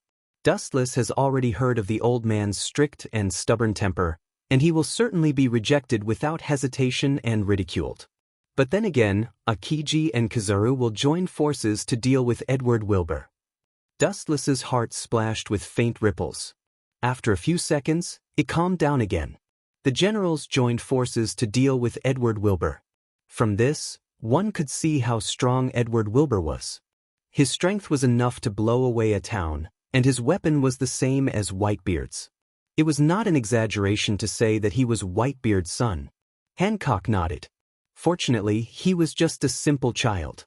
His wisdom was only as high as that of an 8 or 9-year-old child. Otherwise, the future, Yonko, might have changed. As for whether Akiji and Kazuru are opponents, Dustless doesn't know. Whoever lives or dies has nothing to do with him. The only thing he cares about is the position of Shichibukai. With the mentality of watching a play, let them make trouble. In the blink of an eye, 5 days had already passed. Dustless originally thought that the 5 elder stars were unwilling to give up and secretly used some small tricks. They had even made preparations for a follow-up move. However, the entire sea was calm and tranquil these days. Z's consciousness has awakened. In the Fleet Admiral's office, Sengoku breathed a sigh of relief. His pale face squeezed out a few far-fetched smiles. His eyes were cloudy and he looked very tired and listless. Before celebrating Z's recovery, I think you should thank me. Dustless's untimely whisper fell into everyone's ears and the atmosphere suddenly stiffened. Thank you. Sengoku wondered. If it wasn't for Dustless's interference, Edward Wilbur would have become Shichibukai and would be famous all over the world. I'm talking about other aspects. Looking at Sengoku's eyes, Dustless was sure that this old guy was thinking crooked. Then he shook his finger and said with deep meaning. These words made a group of Marine executives look at each other and they were confused. I mean, once Edward Weevil joins the 7 Warlords of the Sea, what do you think Z will do? Dustless went straight to the point. Sengoku's expression solidified. If it was before, he wouldn't doubt Z, but after several pirate attacks, Z's heart and will have slowly changed. Sengoku was sure that after Edward Wilbur became Shichibukai, Z would leave the Marine and even stand on the opposite side of the entire Marine. Sengoku's heart was filled with emotions. His best friend who fought side by side with him may give up his former ties at any time for some reason and turn to stand on the opposite side. Don't you have to thank me, Sengoku? Seeing Sengoku wake up from his dream, Dustless said with a smile. Hearing this, Sengoku just raised his head and glanced at Dustless, then he simply ignored him. His eyes fell on Kizaru and Akiji. He frowned and asked, "You two joined forces and still let him run away?" Sengoku looked at Kizaru and Akiji. The 2 admirals joined forces and still let the enemy run away. Although they left him with wounds, it still didn't make sense. Akiji shrugged his shoulders and showed a helpless look. Edward Wilbur is an ability user and he has a strong healing ability. It's not easy to kill him. Even when Akiji and Kizaru fought, they cut off his arm but it was still strangely connected. This is bad luck. Sengoku's old face turned into a pig's liver color as he cursed in his heart. He originally expected to capture Edward Wilbur alive and kill him to avenge Z, but he didn't expect the kid's ability to be so strong and finally let him run away. Dustless sipped his tea quietly until the end of the meeting. He didn't speak as if he was just going through the motions. Now the 3 admirals are the pillars of the Marine. An outsider like him naturally doesn't need to interrupt. Life or death doesn't matter to him. He is just a bystander. After the situation derails, he will lead him back to the track he set.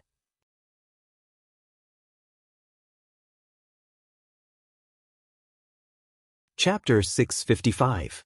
For the hatred between pirates and Marines, Dustless is not interested in participating. 2 crows standing on the coal, no one is black. Pirates are not good things. Sometimes Marines also subdue bandits. Even if Edward Wilbur really joins the 7 Warlords of the Sea, Sensei will not leave Marine. Don't forget, he has dedicated his life to Marine. Marine is all he has, it is his family. Akiji stood up and said loudly. This remark attracted everyone's agreement and they nodded.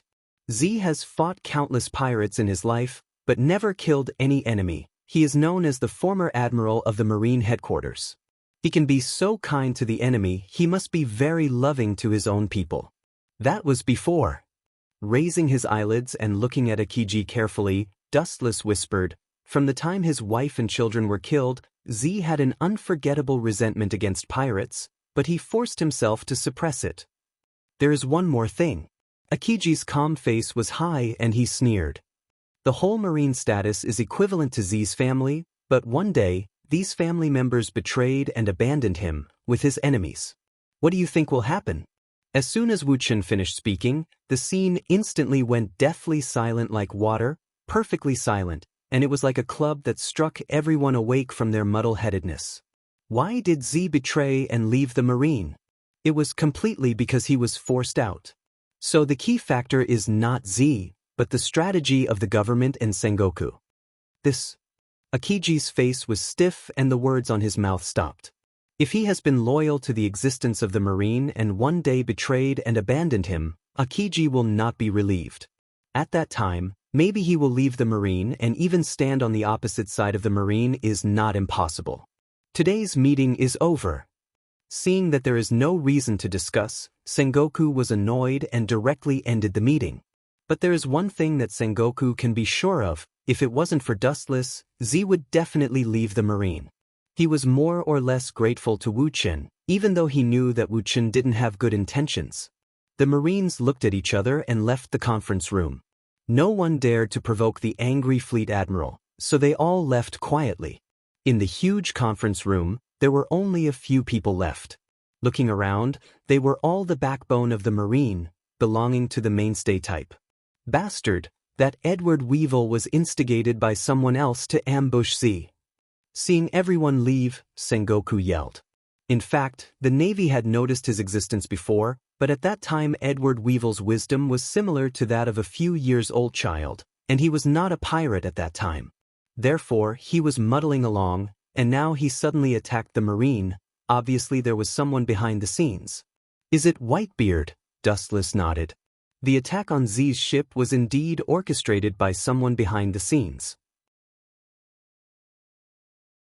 The first person he thought of was Whitebeard.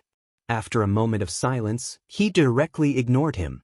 Other people can sneak attack Whitebeard, but Whitebeard won't sneak attack others. Instigating others to sneak attack Z, Whitebeard can't pull down his face. Forget it, there is one more thing, it is necessary to remind you. Sengoku said cautiously.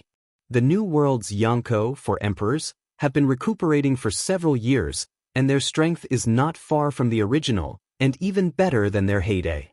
How is that possible? Wasn't Kaido's fleet almost annihilated? Garp asked in surprise. Akainu, Akiji, and Kazuro all cast a puzzled look, because the initiator of this incident was Dustless, and only a small number of elites escaped with Kaido. To reorganize the fleet not only requires a lot of money, but also countless manpower. It is impossible to improve the fleet in just a few years. There was a flash of hesitation in his eyes. Sengoku's tone was gloomy. I don't know the specific situation, I don't know where he collected the devil fruit and formed a legion of Zoan ability users. Legion? Hearing this, Garp and the three admirals' faces were extremely ugly. It is enough to see how many people there are in a legion, at least more than 3 digits. No wonder Kaido's strength has been expanding recently, and he even formed a devil fruit army. It is estimated that the source is Doflamingo's artificial devil fruit. Dustless guessed. Although Kaido and Doflamingo had a grudge before, under the absolute interests, everything can be done without hindrance. But that kid is still bad enough. Now the artificial devil fruit developed by Caesar is a failure, and he actually sold it to Kaido. Today's failed products are good, close to the finished product, but the effect is like a stimulant. After a period of time, the body will be sluggish, and the side effect is life. By the way, what about the Akagami, red hair, pirates?